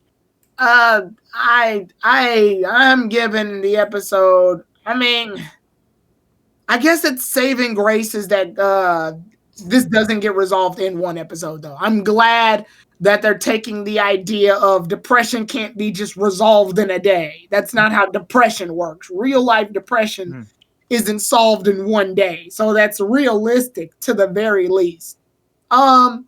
Visually, him on the roof with Drizzle is a very good scene, no matter how many ways you want to slice it. I think it's also good that Ash and Koharu don't take that whole, Go told us to go home, so we better leave. They actually do stick with them. It unfortunately brings me to the conclusion that they should have just been traveling companions. These three weren't meant to be cooped up in this like lab. They were meant to be traveling companions. I think they would have benefited a lot better from it. But if I had to give this thing an absolute rating, it's more than likely going to be a 6. Understandable, I say. Yeah, it's a 6 for me. I'm sorry. Like, the hugest bullet point, unfortunately, is like Sobble not getting enough episodes. So this conflict feels like a means to an end. Yeah, I understand that completely. Yeah. So let me see here. I do see we have a fourth person up in this call, though. Yeah. Yes, hello there. Hello. How's it going? It's good. Hi. What's up? Hi. It's been a while. It has, I know. Hopefully you've been doing well. Yeah.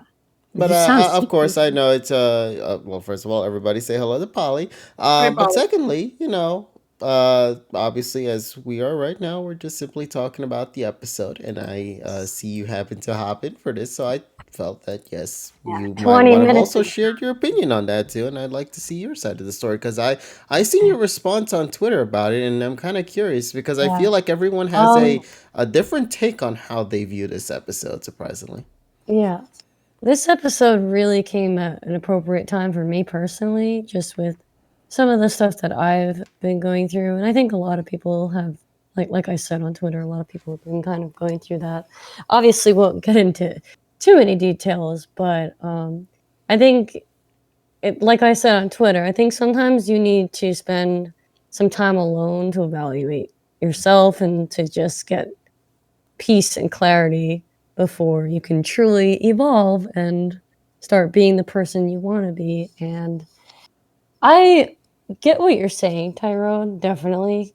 But I would argue that I don't think every baby starter we've seen has gotten that much development. I mean, some are exceptions, like Trico, obviously Chimchar, most of Ash's, but I don't know.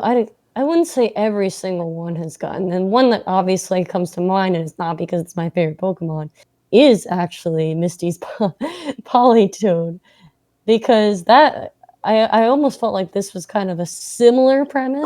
Poliwhirl had a sizable amount of fights and episodes Because it competed in the World Cup. No, as a Poliwag, it kind of didn't really do much. But then as a Poliwhirl, we actually saw a similar premise where, not that it was depressed, but it felt weak because it was bullied and it felt insecure. So I always like this refreshing take where it's like the middle evolution gets some sort of development or has to go through some sort of dilemma. Because usually it's like we see either with the baby or with the fully evolved Pokemon. So I really, really liked this episode. I will agree with Kevin, though, that the beginning was slow. Like, I was kind of bored, and I didn't really know where it was going. And then it just, all of a sudden, like, second half hit me with, just a very, very touching message. So... If you were to give it a rating from a scale of 1 to 10, Polly, like, where do you find yourself comfortable for scoring? It's one of those things where it's like, journeys wise, I'd probably give it like an 8 or an 8.5. But as for like an overall Pokemon episode, maybe a 7. Interesting. I think it's really that first half I feel like might be holding you back, is what is the case. I personally think it's one of the best Journeys episodes. That's my hot take. But yeah. I agree with that. Trying to think if there's anything else. I really like the stuff with Go too. I'm not personally like I used to be kind of introverted when I was younger, so I kind of understand what it's like to be left out or just not really feel like talking to or like many kids or just kind of shy and stuff. So that hit home for me. Obviously, in becoming an adult and going through old life experiences and stuff, that's not really the case anymore. And I kind of view myself more as an ambivert.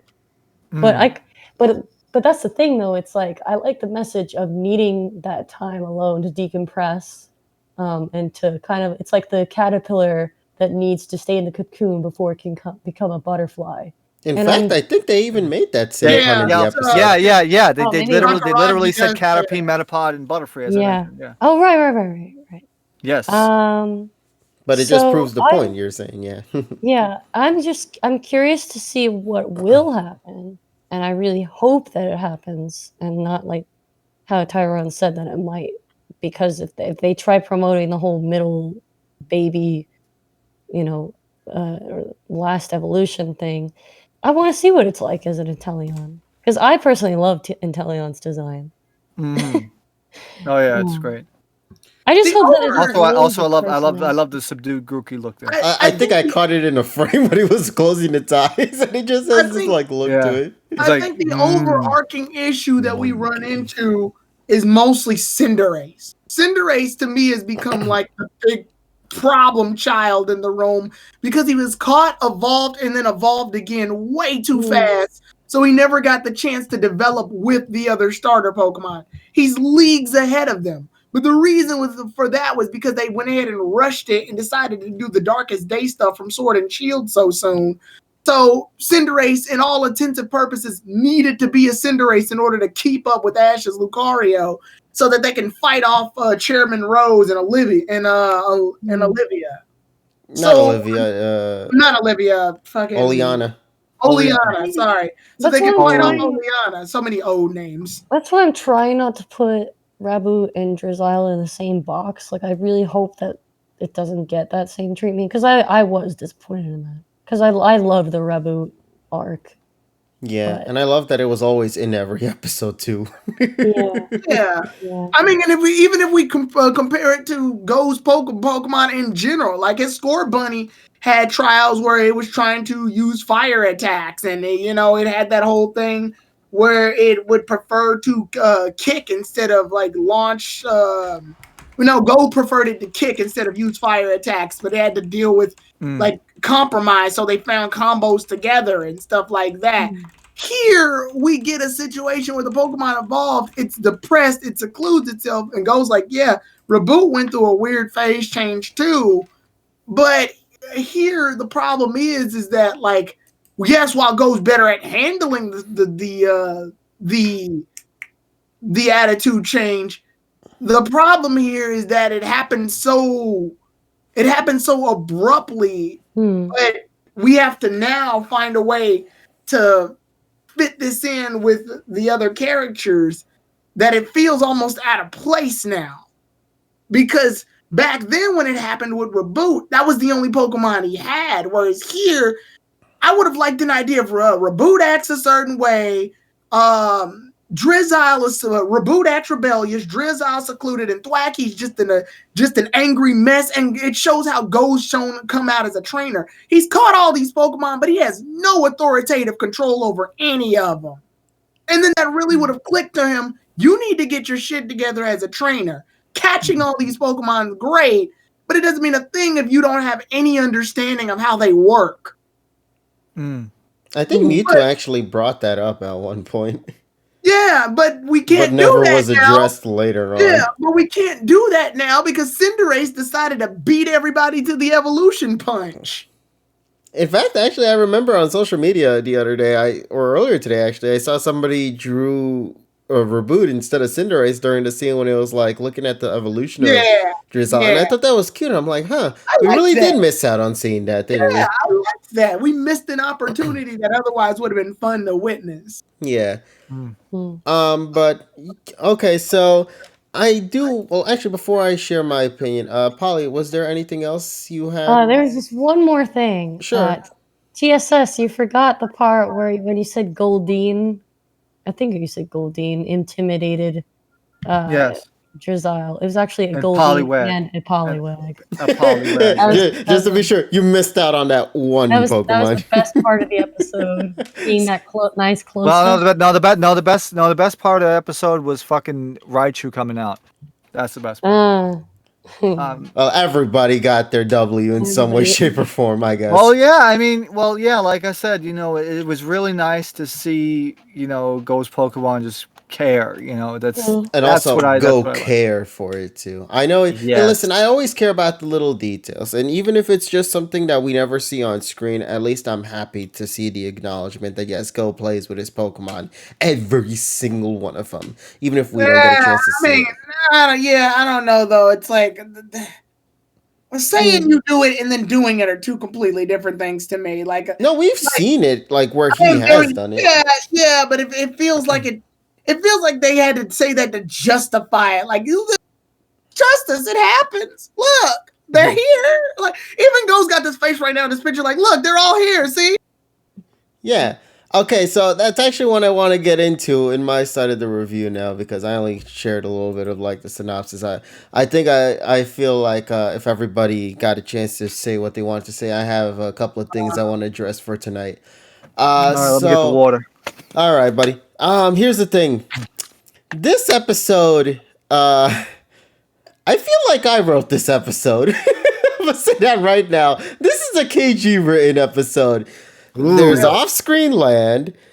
They hate Drizzile as much as I do. In fact, they wrote off Drizzile just as I have been asking for them to do since the very beginning when we saw the middle designs. When I saw Inteleon and I saw that Cinderace were going to be a thing, one of my requests I mentioned early on was I wanted them to find a way to write out Drizzile or get his ass away from screen as quick as possible because I hate its design.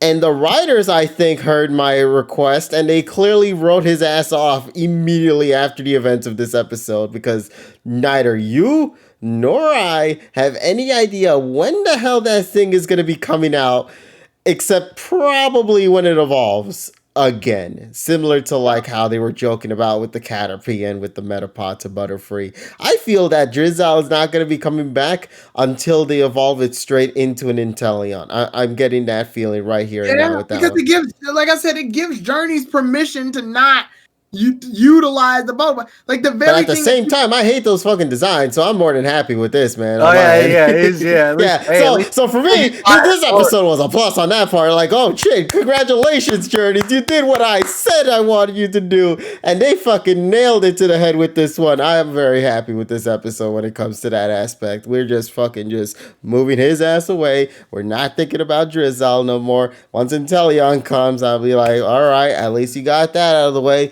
Let's figure out what to do with this monkey fucker over here because I'm so scared about this stupid ass Thwacky when it shows his ass up later. You want to know what kind of bugs me about all of this, actually? Yes. I know that Drizzle... Okay, so most Pokemon, unfortunately, wind up with personality traits that fit the natural personality of a Pokemon that is already in the game. Like, Drizzle was already known to be a depressed Pokemon before we even got into Go's Drizzle. I kind of liked the idea that it thought it was an Inteleon, and I would have loved this running joke of it not having the realization that it's not Inteleon. Like, to me, that would have been funnier. What do you do when a Pokemon evolves and it believes it's its final form when it's not? Like, until the end of the episode when it realizes, wait, what? yeah, like that to me just seems like it's way better of a concept. Drizzle being depressed is great and all and handled well enough, at least in this episode. The problem is all Drizzle are depressed. So it's just like, okay, what are you giving me that no other Drizzle's giving me? I liked when Drizzle was walking around thinking it was the Inteleon shit because that was a different take from what the Dex would say. Because he sticks out and it's way different. So he believes that he's Inteleon. I like the idea that a Pokemon is in denial, and that to me is funnier. I don't know. That just. I feel like that joke would have overstayed its welcome if it had lasted longer than a few minutes. Though. Well, Tyrone says, when jokes, jokes staying too far. I think that would have. No. At the end of the episode, he comes to reality. I just like the idea that if that was the episode is that he believes he's an Inteleon, but he's not. Mm-hmm. What do you do when a Pokemon is in straight up denial? Mm-hmm. Yeah. And then he finally looks in and goes, oh. To be continued. To be continued. Yeah. Like, oh no. Yeah. So, and then we could have got another episode later on where he's depressed. Okay. Yeah, but so you mean part 2, a 2-act. Drizzle gets a 2-act episode. That requires a story. But to continue on though, I do want to mention, aside from what I mentioned earlier before, as I stated, Go's segment, the moment when he breaks down, I want to give praise to the voice actor, man, because he did an Daiki Yamashita. Yeah, he did an absolute incredible job with that performance in the tearjerker scene. I think that was really well handled. His emotions and his message, getting that across, and the flashback towards what him breaking down when he was little. I also, by the way, love the fact that Koharu was in that flashback too. Just shows and symbolizes more of the connection between those two, even if they don't realize it with each other. I'm really loving what I'm seeing with that segment there, and I think that was a wonderful way for both Drizzle and Go in a way to kind of connect with each other.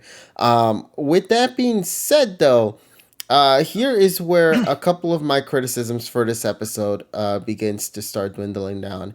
And I know this might sound dumb, what I'm about to say, but I genuinely feel this way. Okay. It's so hard to say, but this felt more like I need to check this off the list episode rather than a genuine episode. I've been said that. I know you said that. I'm just saying that, like, I never seen an episode quite like that before from my perspective, because sometimes I just view an episode for just that episode. This episode, for some reason, I just felt like it was simply, listen, we need to figure out a way to get this Drizzle evolution out to show out there and show a moment for Go, because if you think about it, haven't actually got a chance to see Go side of the story as much as one would have hoped, because let's take a second to realize what we had to go through to get to this point. You know what I mean? So let's take a look back at like some of the past episodes. We had to go through the Suicune episode. We had to go through, which was a very mixed episode. We had to go through the Grookey Catch episode. For many, was also a very mixed episode too. And then the Sobble and Intellion episode, which people were kind of also in the mixed as well for that one. So as you can see, like for Go focused episodes, a lot of them have been pretty on the mixed side of things. So it's like either an episode's good or not. And then we get into this episode here. And as I said, I liked the emotion that came from Go's voice actor and everything from that scene, and especially for Go's character with Drizzle.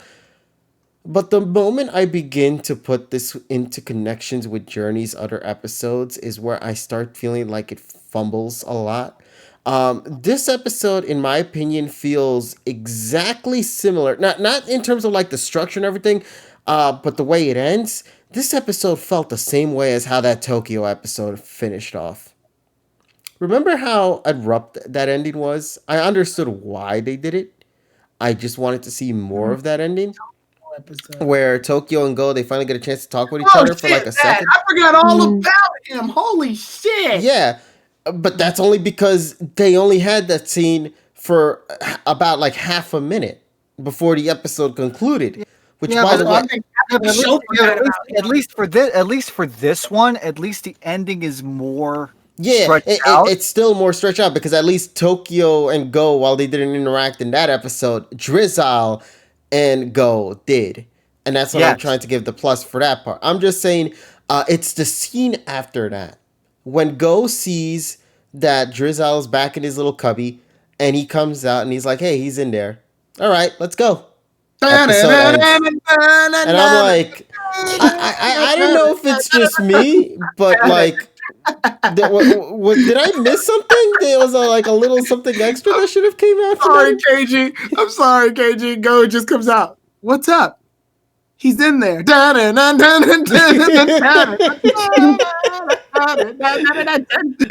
we playing the X and Y version? That's just the first one that came in my head. It's just so triumphant. Yes. I'm just, you know what? I'm gonna edit that later. Hold on. Nah, but yeah, I mean, obviously there was a better transition than that. But I like the idea that it's just he's in there. But I hope people can understand what I'm referring to when I said that this episode didn't feel, as dumb as this sounds, genuine. Chicago put he's depressed. No, that the victory badge theme. Wait, how does it go? I love how we're putting victory-esque music over a mood. It's just a giant ass meme at this point. I feel bad for this Drizzle, man. Like his episode was supposed to be so emotional, so heavy beat. It's just this song played in the background. Nah, but like I said, man, you know, I enjoy the episode when I view for what it is alone. When I see the episode for what it is, all on its own and on its own merits and what they had, that was great. I really had a good time with it. Yes, the beginning was slow, but it still did what it needed to get right by pushing the message of Drizzle's mood and why it felt the way it did, and just how all the Pokemon were treating it like shit throughout the episode. Like, I enjoyed all of that. Now, when I put this episode alongside everything else that we had to go through, the Grookey episode, the Suicune episode, the Sobble-focused episode with Inteleon and all that, and how those episodes were pretty mixed on the bag for a lot of the people in the community, you know, this one just is another one to add to that list of like, all right, now I gotta wait. In seriousness, if they had the old soundtrack, if Pokemon still had the old soundtrack, I think a meeting and parting would be a Yeah, good it would be a song. more fitting. But I do like the silence that they went for at that ending because it was silence. They Yes. didn't actually put music for Yeah. that one, and I Yeah. think sometimes Yeah. silence Needed is time. key. Oh, Don't. the problem is the dub is going to replace that with some I fucking was about to farty say synth. that the dub gonna make sure I fucking eat Fart, my own we words with need, we that need farty shit. McFart synth at the I end. just want I just want a meeting and parting to be put in because that sounds really good with it now that I've stopped to think about it. A meeting and parting is such a good song, especially I for mean, that episode. technically, we could already see like XY any Miyazaki post XY music. So I think Yeah, we've because they did that in the Karina episode, and they even did Sun and Moon songs in the Sun and Moon episode too. So Right, yeah, because anything's that was possible. in M20, right? Or yes, M22. No, M20. but it could be also M22 because it's the They same. remade. Yeah. Yes, Miyazaki did a remix on that. Yeah. Exactly. So yeah, that's my take on the review overall. I had a good time with it for when I saw it on its own. Yeah. But the moment I saw it again and then tried to put it together with what we go through within Journeys, I'm just kind of like very indifferent to it. I feel like, as I stated before, this episode didn't feel genuine to me. This episode felt more like I just needed to get this off the bucket list. And even then, that check isn't even like a complete check. That's like a half a check that they did, because you want to know why? The other part of that whole episode development, now I have to figure out when is it that they intend to go further into that, because that's another thing to add to the list of like, okay, it's just another wait and see. At the same time, though, that's not necessarily a bad thing, because at least they didn't solve this whole thing in this episode. This is one of those rare occasions where it's like, okay, I can patiently wait for this one because I like that this episode didn't conclude all of that here. It's just more so now simply up to the writers to decide when they think it's appropriate for this Pokemon It's good to come and back. bad. It's good and bad for like several reasons. And I just thought of another bad reason. If they bring Drizzle back and involve him into Inteleon to come back to that plot point, that means that they brought that plot point back sooner than other plot points that are older than this situation. If they bring it back too soon, then we run into a situation where, oh shit, Tokyo, Zapdos, and all the other shit that they put on hold got put on hold for a thing that just happened. But if they wait too long, then it's like, well, the writers have forgotten Inteleon. So no matter which direction they go, they're fucked. It's a matter of just seeing how they intend to solve that issue. It's more so they bit off more than they can handle. I think it's Like I said, we've been saying that since the beginning. Is like they've been putting so many things on hold. They put Zapdos on hold, Tokyo on hold, all these other plot points is like, oh, they're gonna come back to it. Mewtwo's put on hold for some weird reason. Like they just put all this shit on hold. The only thing that hasn't been on hold is the World Championships, and that shit's been off screen for the majority. And even that's off screen. And then the Suicune shit got resolved in one fucking day. Like, what is happening? The legendary Pokemon can get his shit together in one day for some reason, but Drizzle's depression is put on hold. And like Journeys, what is your direction? Well, that's something we'll have to wait and find out, buddy. A legendary's Pokemon's trust on humans after being physically abused can get solved in a day, but a lizard's depression because he's not as big as he wants to be got solved in like multiple episodes. What? My brain. I can't.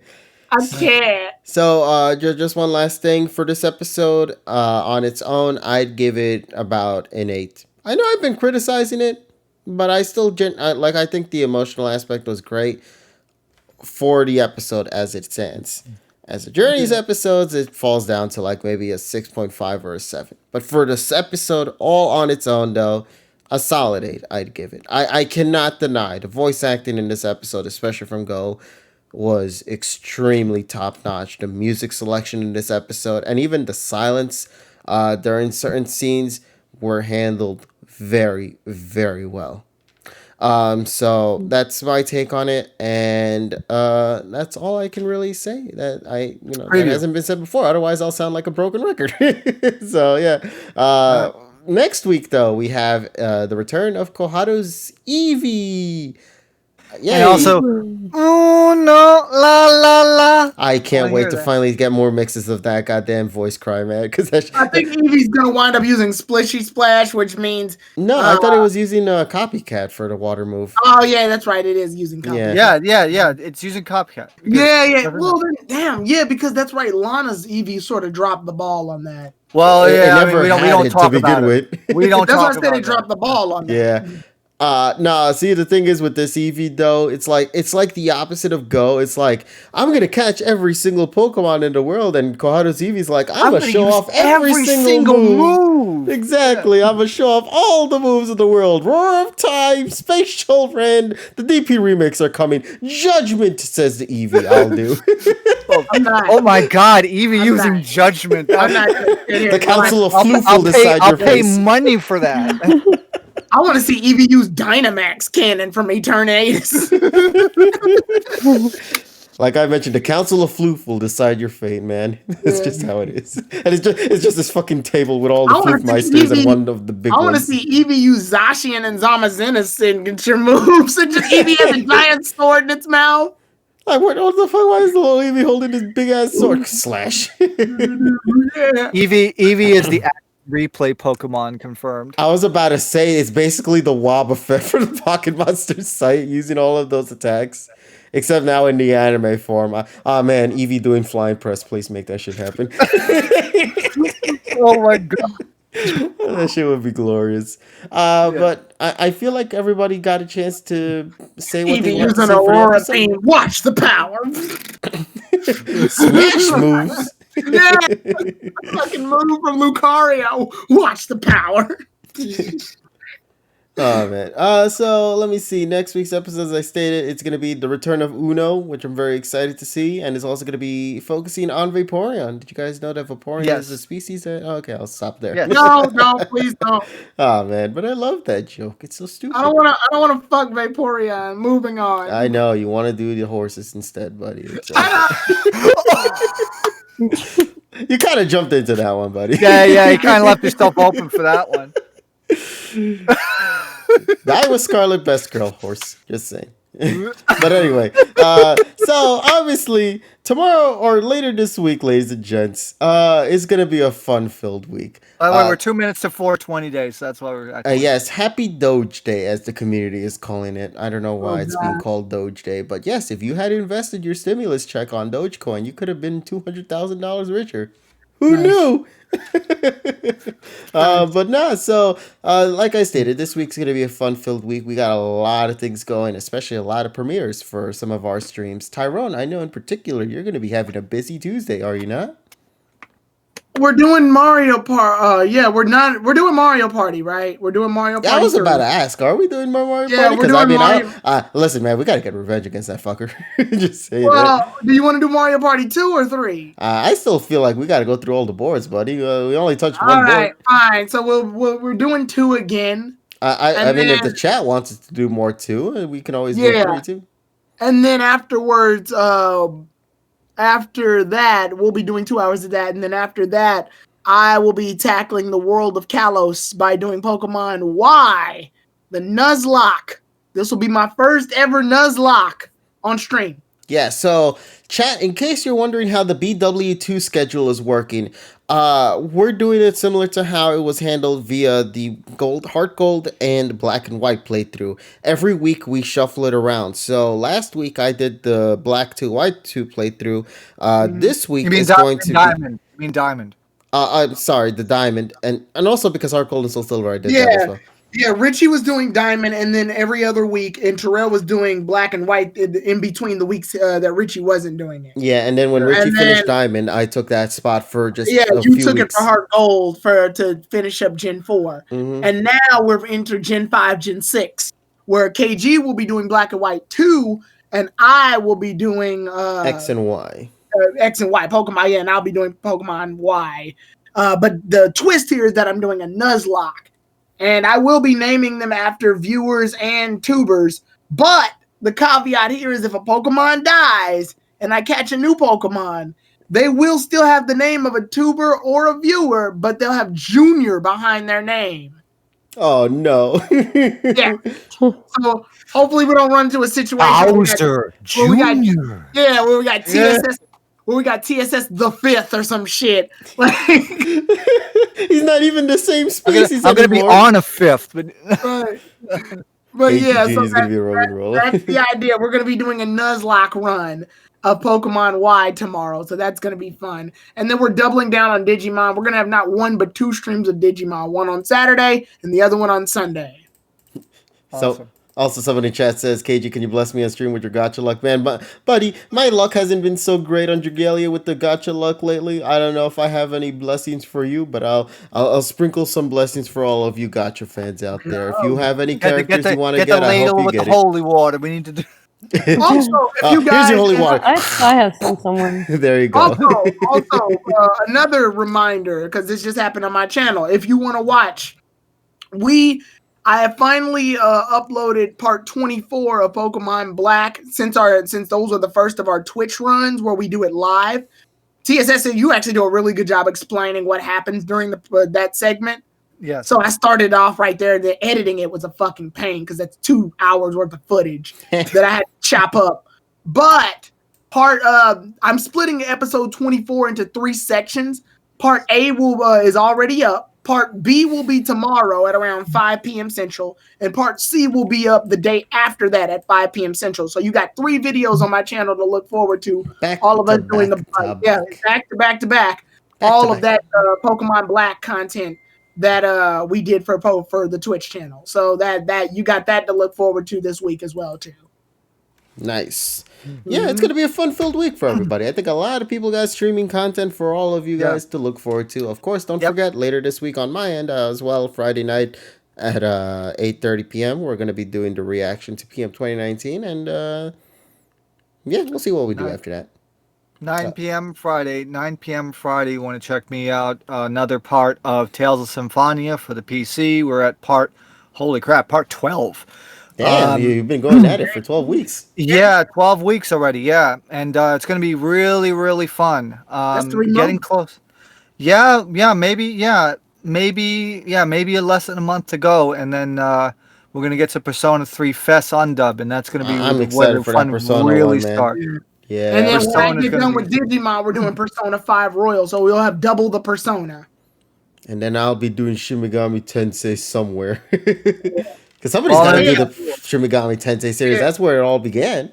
So yeah, we got stuff for y'all. Yeah, exactly. Also, don't forget.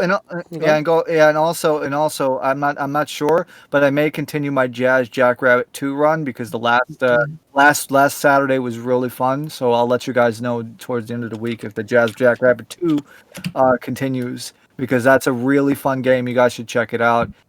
It's on Good Old Games. All right. I was also going to say, don't forget, ladies and gents, this Wednesday we're going to be returning to Mega Man Battle Network. I've been putting it off hold for a couple of weeks, but that's also because I've been wanting to recover myself here.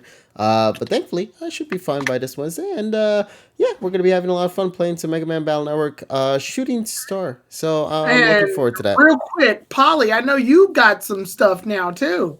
Oh, yeah. Tell the people. Well, I uploaded 2 new YouTube videos. One of them is actually a cover of Notebook of the Heart from one of the Sun and Moon endings.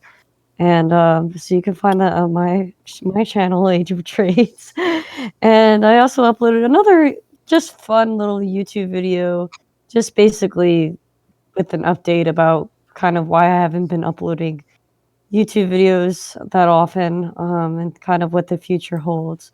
So that's not much anti-poke, but if you like Love Live and you like cosplay, check that out if you're interested. And I appreciate a lot of the comments that I've gotten so far from some of you. Those that's nice to hear. Yeah. Very nice. I also want to thank you guys as well for reminding me on this, since we're talking about YouTube as well. It is also important to note, especially now more than ever, to make sure to keep backing up your data.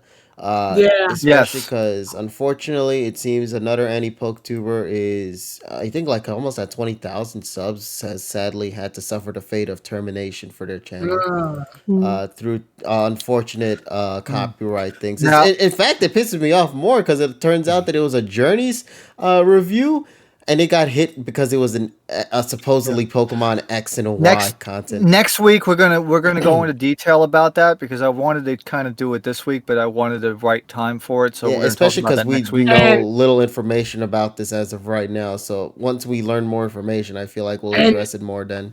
and that's actually a nice smooth transition into how I wanted to approach things too. So I made a tweet a couple of days ago, and you can still vote on it for you got 16 hours left before it's too late.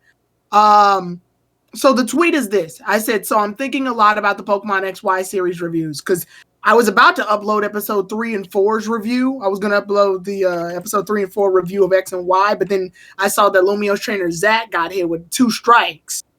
And that had me like on a worried mode, having PTSD about the 2 strikes that I got way back on my XY reviews and the termination of most of my videos, where like most of my videos got like taken off and I couldn't put them back on. So the tweet was, do you guys think I should review them on YouTube live and talk with you all the viewers or script and record? Right now, majority is 76.7% say that I should do live reviews of the XY episodes, and 23.3% say I should go ahead and just script it. So if this poll is over and it decides that I should do live reviews, then my approach will be that I'll review the episodes live on YouTube Live using YouTube's live thing. That means the webcam will just be on me and no images or anything except for like background, like color to represent my channel, but no images from the episode. And it'll just be me live talking to the audience, reading the comments, talking about the plot of episodes that I'm reviewing, and then answering any questions and revealing my thoughts. And that'll be about an hour. And then each review will be about an hour of me interacting with the audience, and we'll be doing that. I feel like that's the approach I need to do now because they can't copyright me. Yeah. They don't own the rights to Tyrone. All right. So I feel like that's the approach I'm going to have to start doing now. And so I'll be doing that, and it won't be on Twitch. So that will be on YouTube Live. That way, after I'm done doing the review, you can watch the review over on YouTube. Because Twitch has this thing where if I think after about 7 days, the video just sort of disappears into the ether or some shit. 60. Yeah, 60. It disappears into the ether, and I don't want them to be gone. After YouTube Live, the videos just stay there, and I'll just put them in a playlist and give them a thumbnail or whatever. And then after that point, that'll be my new approach, and I feel like this approach is a lot safer. It's similar to how Terrell did his reviews. The only difference is that these won't be recorded; these will be live and recorded. That way, afterwards, Lives to the audience. and then afterwards, you guys will be able to talk with me and interact with me while I'm doing the reviews. Mm-hmm. Yeah, so that's gonna hopefully be my new approach. But we still got 16 hours, and a lot of votes can change till then. So if scripted works, then we'll go scripted, and I'll just have to find a way to make it my own. Yeah, okay, so I was like looking at this. Yeah, I was finding the YouTube channel. Yeah, they're almost at 20,000 subs, man. At like 19.9, man. It sucks, Well, and I wanted to. reminds me of KG's channel. Yeah, man. And I I have wanted sense of to. deja vu for that, man. It's I unfortunate. wanted to, and that was the thing too, is that I also want to do a discussion video where I get some of us together, where I get a few of us together to talk about this problem, because this is the thing, obviously, that's been going on since the X Since inception, really. since the first adpocalypse, like fucking 8 years ago. Yeah, pretty much. So, like, what we need to do is, I wanted to get a video where we all get together and do a roundtable discussion about this, and what we can do, how our approaches have been, how they've affected us as content creators. I know KG, Zach, me, we've all been personally affected by that. So I'm gonna just grab a couple of guests and see if we can all get together and talk about that, and just make a nice little discussion roundhouse about that too. Huh. Didn't realize that the 10th anniversary of the KG channel was this year. Yeah. Well, doesn't exist anymore, so I can't really celebrate that. Oh well.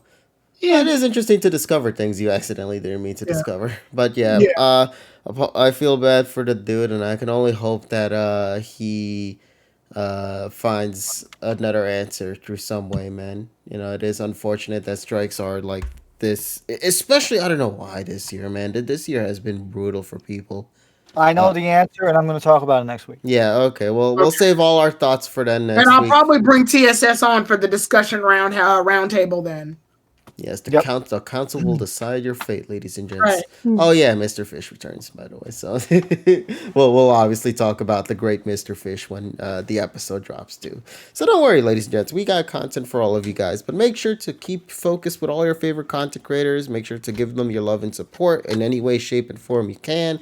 Follow them, hit that bell button, subscribe to their channel, subscribe to their other media platforms like Twitter or Instagram or whatever thing they use, and you know, just be a regular good fan. You know, at the end of the day, if anything happens, the only thing we can just simply hope for is crossing our fingers in that it isn't our turn next. You know, to get the smack on this shit. So, yeah, that's all I can say for tonight. We'll talk more about this maybe next week in broader detail. But until then, everybody, we want to thank you guys so much for all your love and support. As always, you guys have been with us here every single week, and we always love and appreciate every single one of you.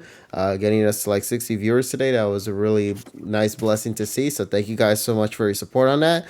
Thank you to everybody here on this call as well. Age of Trades, TSS, Tyrone the God 3. Make sure to follow them on their respective Twitters as well, which you can find down in the description below in the friends segment. So make sure to check that out. And be notified whenever they're going to be doing their own content on their respective platforms. So tomorrow, tune in on Tyrone's channel. Things are going to go down this week. We're going to try to avenge ourselves in Mario Party 2 yet again. And I can't wait for more Mario Party, man. Mario Party is stupid fun. And I love it. Hopefully, we can see. Well, actually, TSS, yeah, I'm not sure if you'll be available for that or not. You're just We'll see. We'll see what happens. Maybe, maybe not. I'm about 70% sure. Oh, About okay. 70% sure I could do it. Okay, man. And also gotta check with Terrell too, see if he got his whole controller thing set up too as well for that. But if not, then it's just gonna be me and Tyrone versus the world, basically at this point. Yep. with RNG on our side, will we prevail? No. No. Damn, why you gotta Short spoil, answer. man? Look, I'm gonna give you the short answer. Mario Party, you gonna die. Exactly. You're gonna die today. Mario Party. The No, computer not ran. again. All right, everybody. Y'all take care. And as always, make sure to have yourselves an awesome day. Thanks for tuning in, everybody. And we'll see you all next time. Bye, everyone. See Wash ya. your fucking hands. Thanks for the reminder.